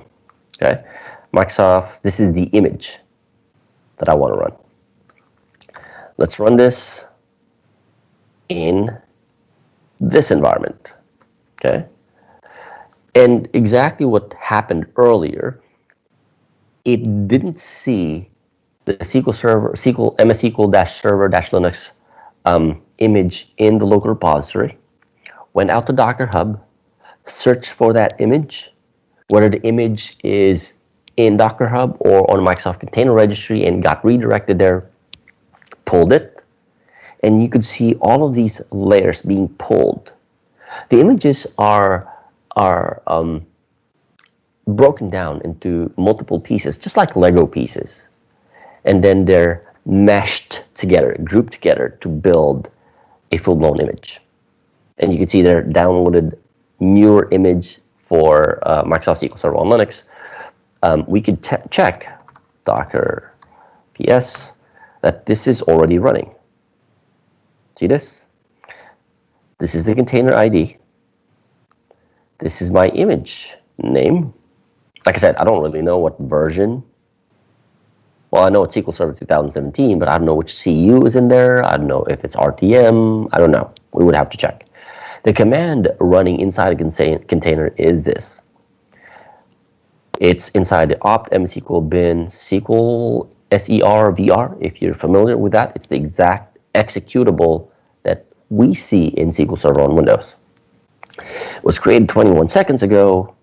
It is up for 20 seconds. And it is mapped to 1433 TCP, and the container name is called SQL-Linux Con 01. Let's connect to this.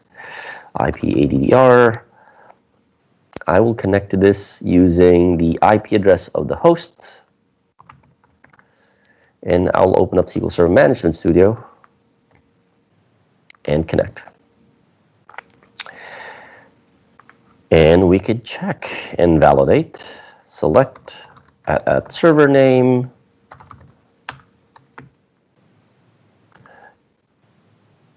select at version, because that's what we want to know. See the host name is there. And it is running SQL Server 2017 RTM plus CU13, which is kind of interesting.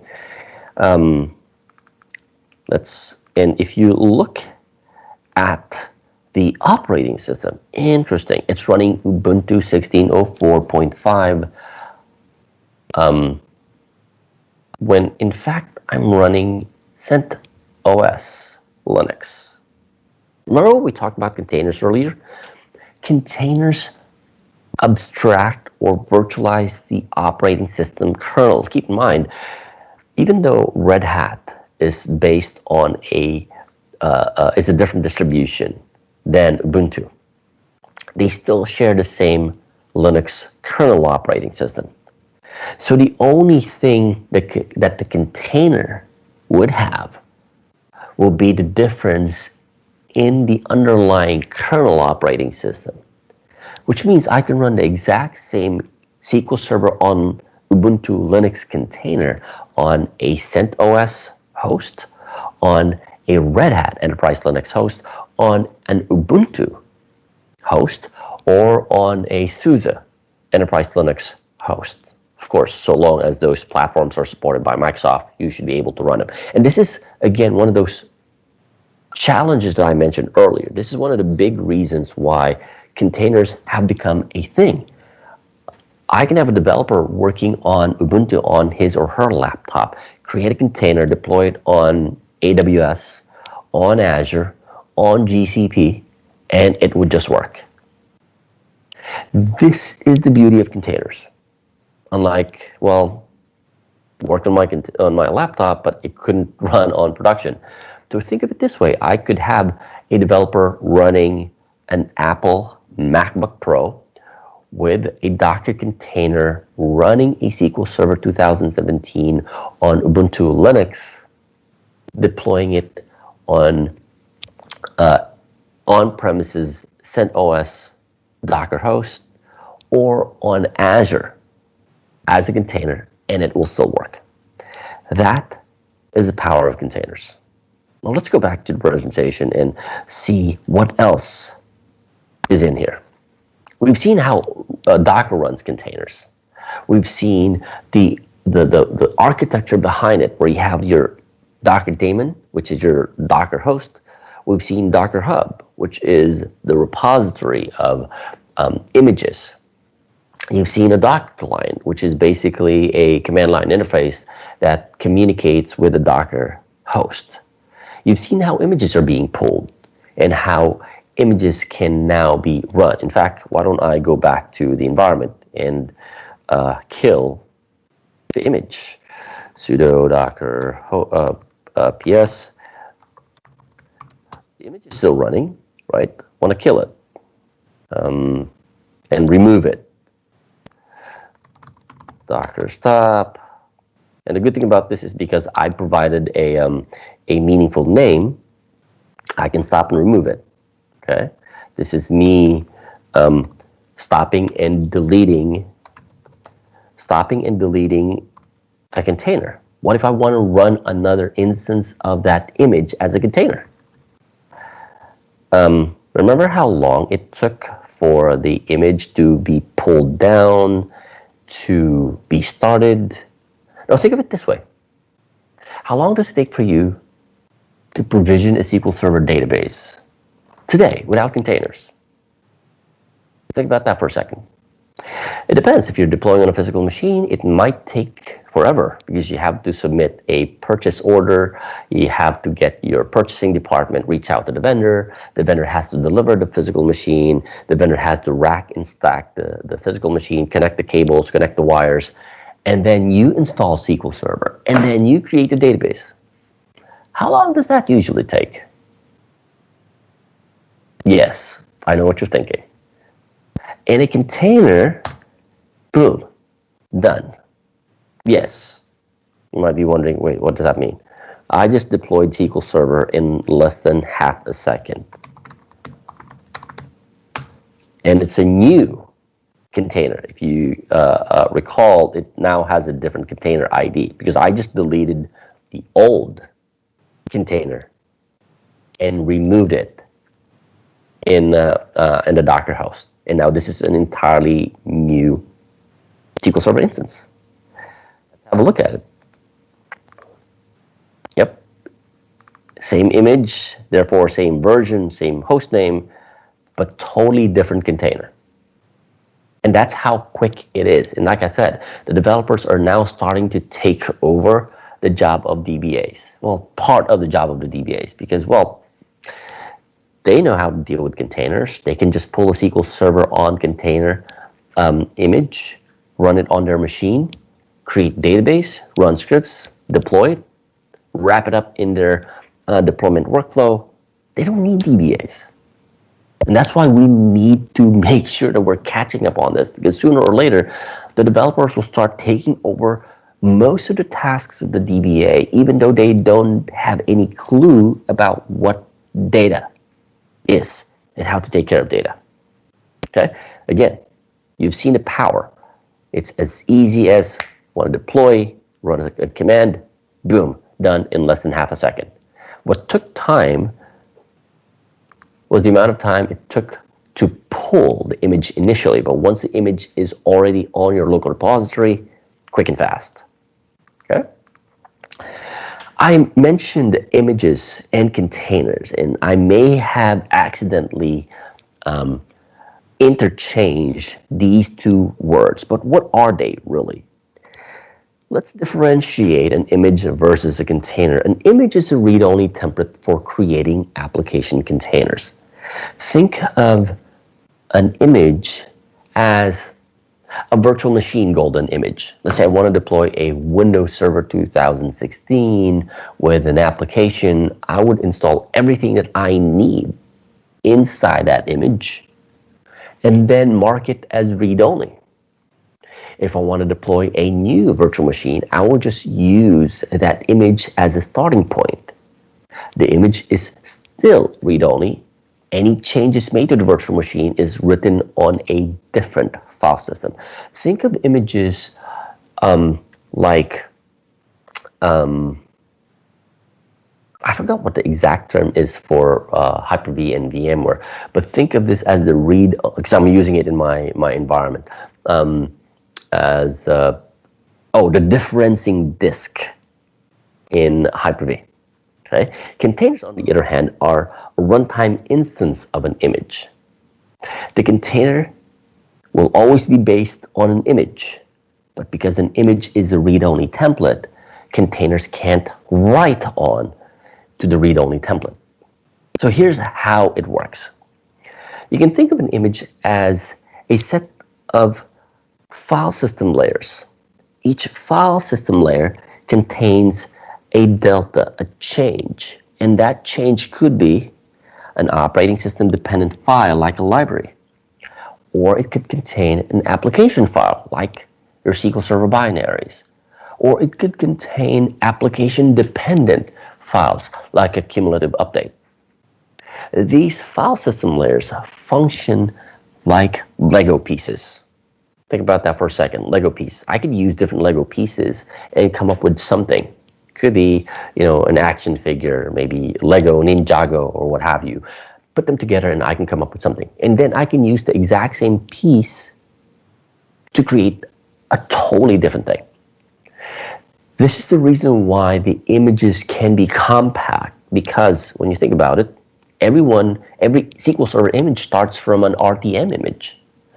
A CU21 image, SQL Server on Linux with CU21, 2017 with CU21, will still have the RTM image.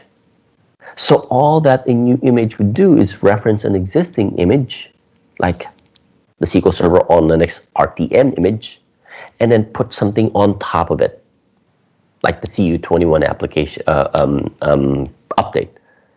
And all that Docker would do is to read both of those file system layers to come up with an image.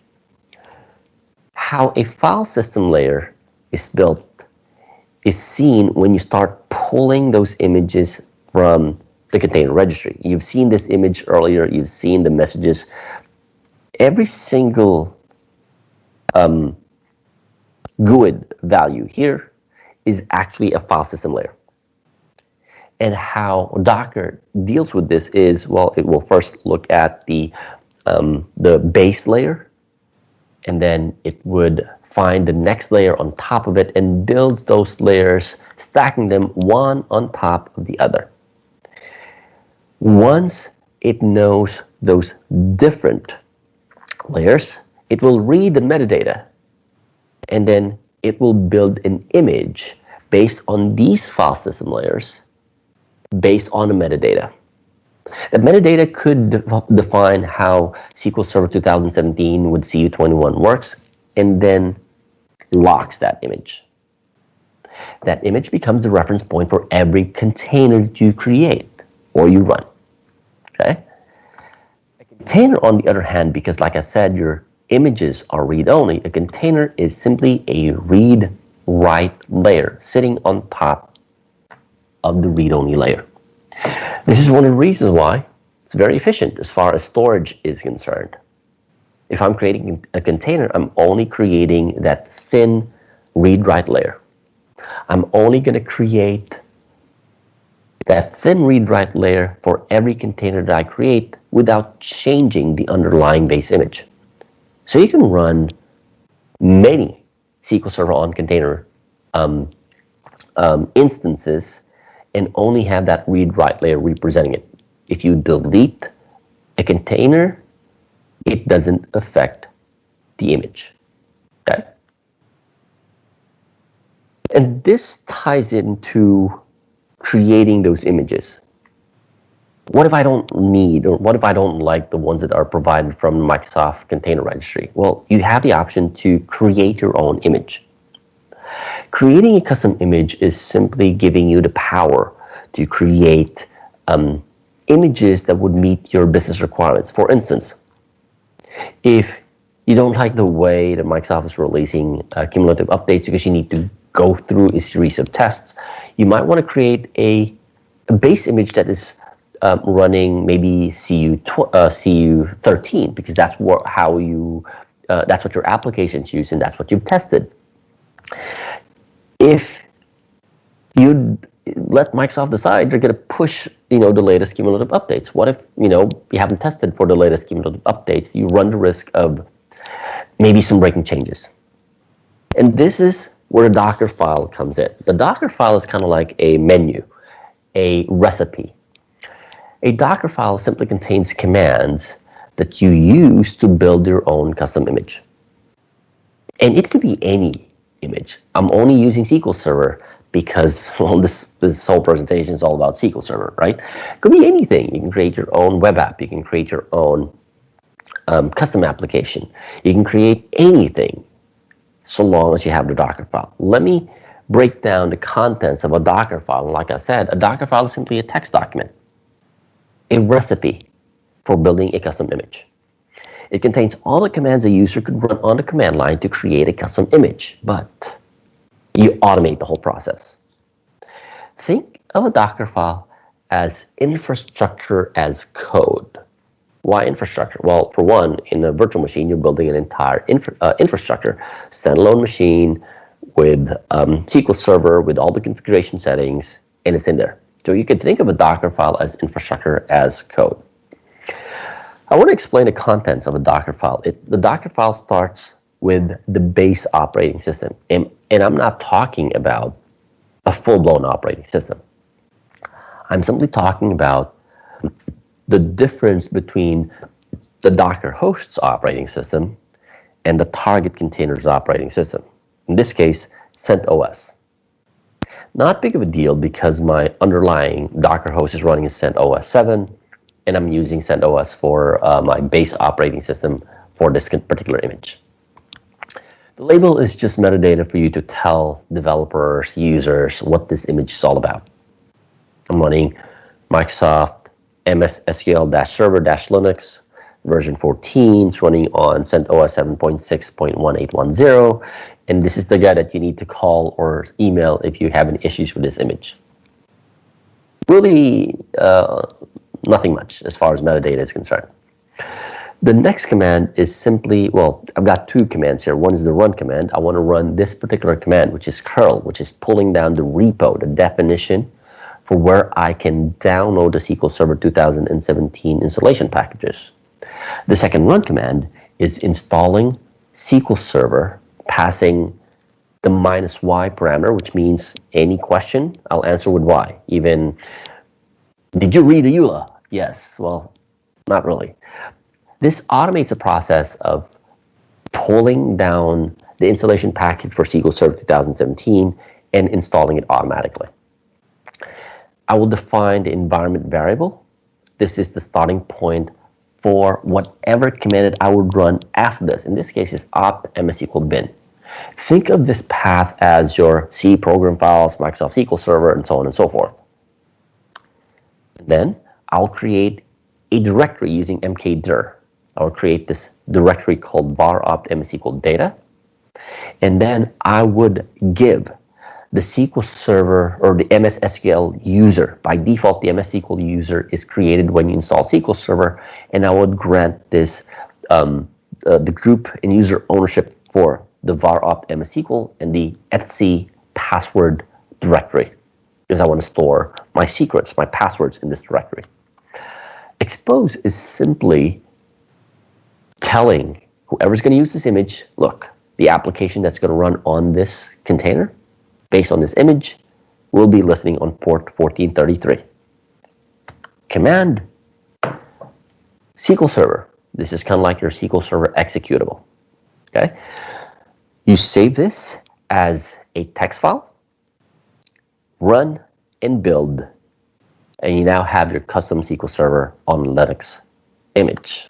Okay, to run it, you use just the docker build command. Now let's do this real quick.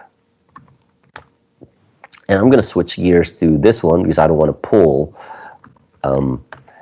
those information. I'm going to create a new directory. First, I want to make sure that I'm in the right directory.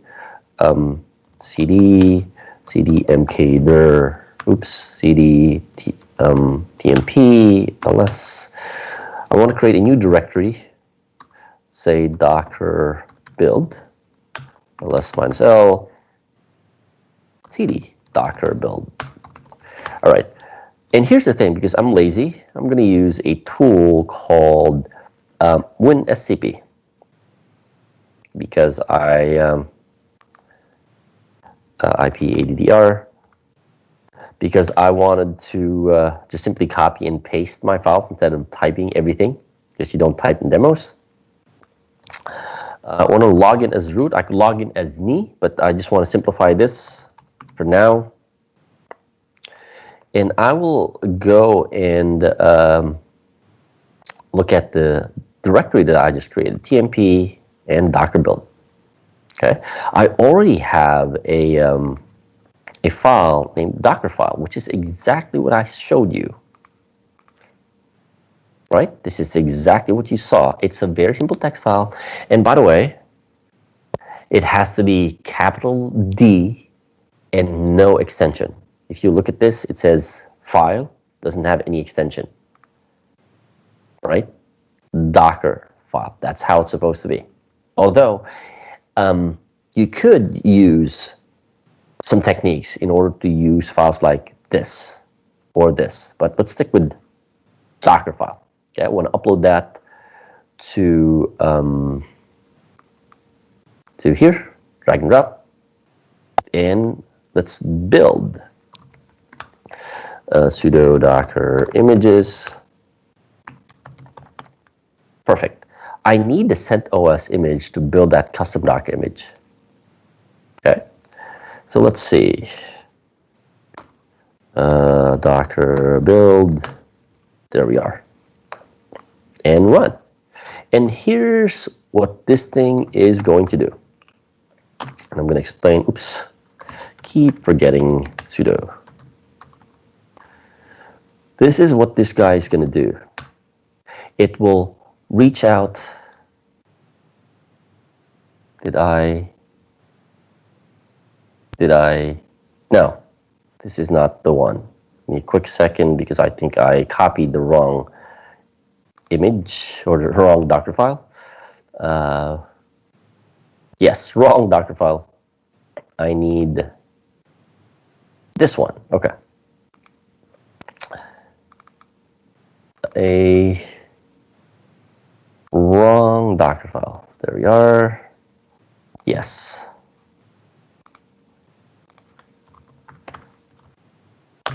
There. What this does is, and I want to walk you through what's going on here. It's reading every single line in the Docker file.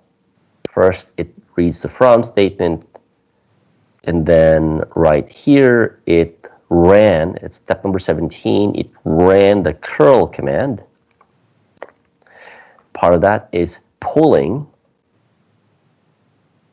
Now let me open this. Open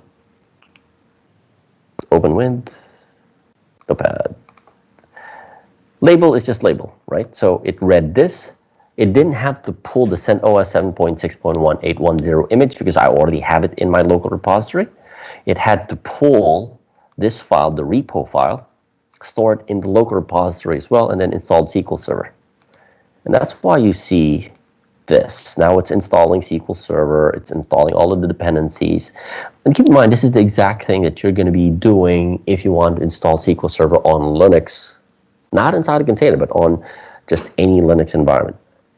Okay, it's installing all of those dependencies, and now we're on step 8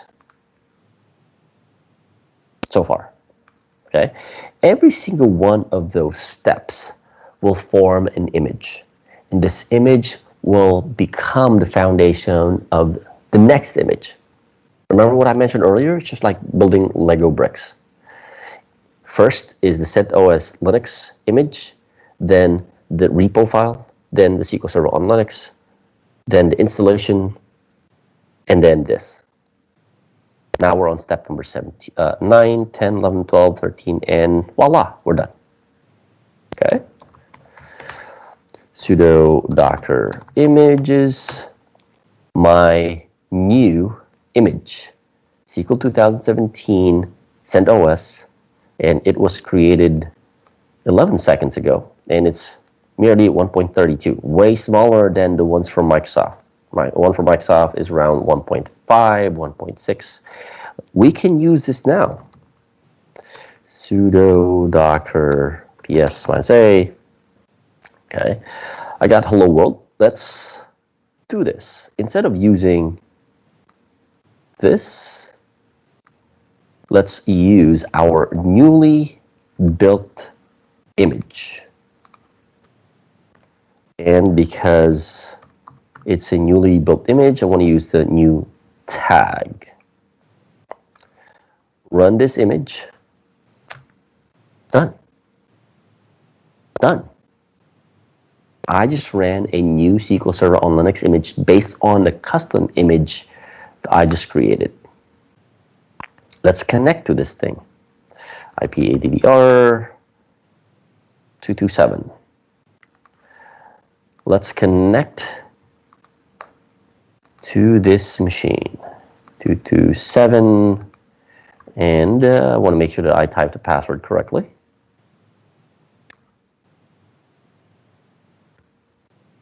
Now I want you to see the difference between that and this one. You can see the difference right there, right off the bat. This one's 14.0.3048. This one's 3335.7. That in itself shows the difference. And let's rerun the exact same query. This one was from the SQL Server on Linux image that was available from Microsoft. This one is from the one that we just built. It's same name, but it's running Server 2017 RTMC21 on Linux, CentOS Linux 7.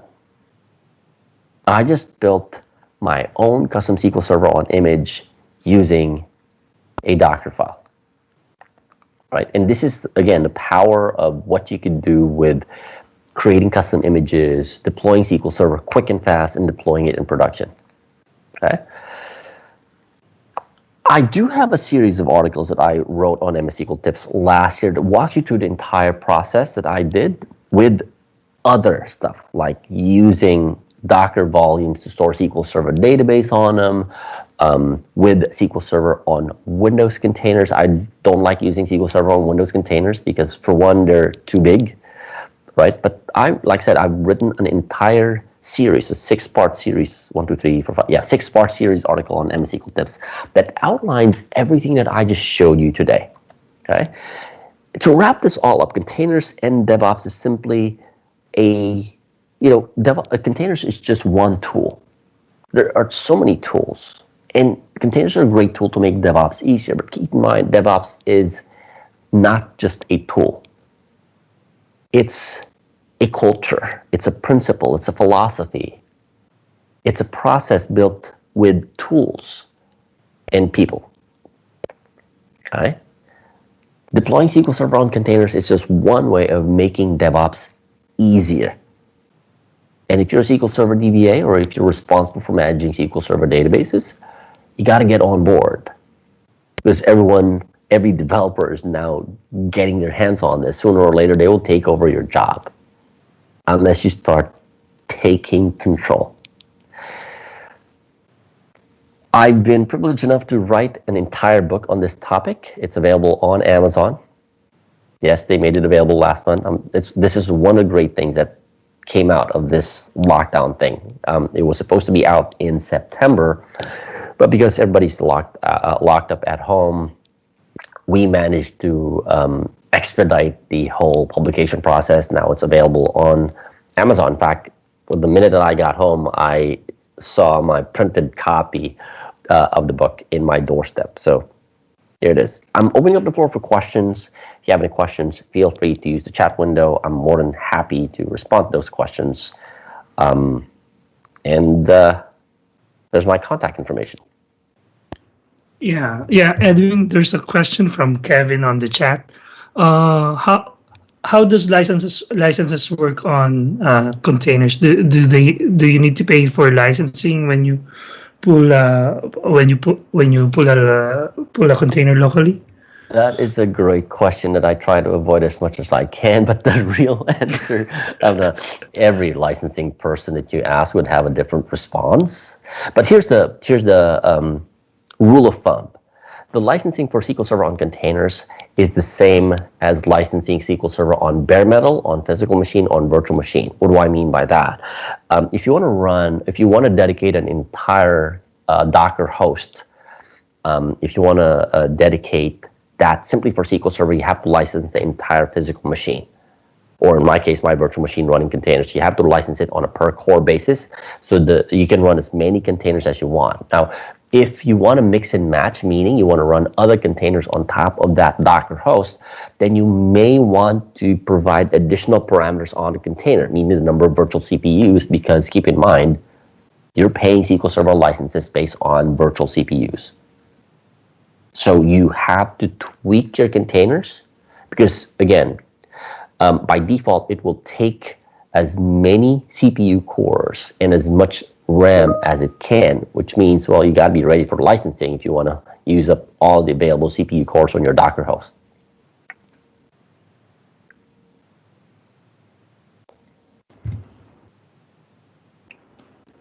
All right, cool. So far, that's the only question on the chat. There's another one. We have a question from Datames. Since the containers self-terminate once its processes are over, how is the container defined to know when its processes are over? Would SQL Server need to be shut down? That is a really great question. Now, keep in mind, if you look at, let me go back a couple of slides back here, the last item in my Docker file, because this is exactly how Microsoft created their own SQL Server on Linux images. The last command, the last line in my Docker file is the SQL Server.exe. Well, I don't want to say exe, but it is the SQL Server binary. It's the one that runs the SQL Server database engine.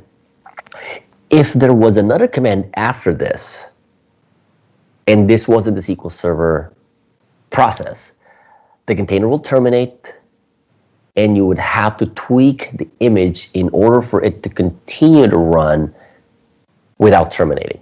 Okay. In contrast, when you remember if you remember the hello world container, the minute that it completes its task, it terminates because there's nothing else to keep it running. Okay. The SQL Server executable in Windows, when you run it, it continues to run. Just don't make the mistake of terminating it, because when you terminate it, it will terminate the container. It's just like shutting down SQL Server. And in the container world, when you shut down the process that's running, or in this case, the app, if you terminate the app, it will terminate the container. Okay. There have been cases that I've worked with in the past where somebody created a custom image and they can't figure out why it's terminating. For one, well, if SQL Server isn't the last command, or if the executable is not the last command in the Docker file, then it will just terminate. Okay, so even in applications, again, I'm going outside of the scope of our conversation. Imagine that you're running a PHP or a Java application. You want to make sure that the container, the Docker file that you're writing, will have as the last command running either the web server or the app in an indefinite loop, so that the container doesn't terminate.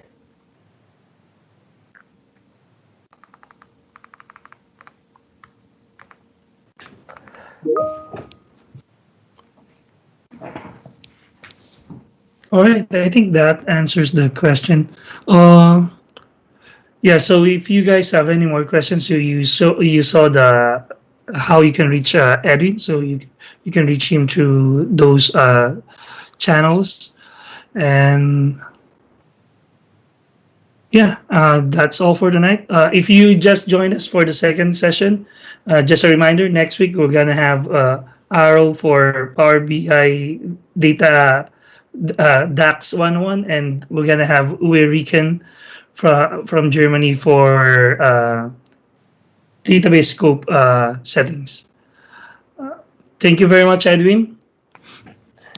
Thank you very much. Have a wonderful evening, and I'll see you all sometime in the future. Thank you. Yeah. All right. Sure. Good night, everyone. Keep safe.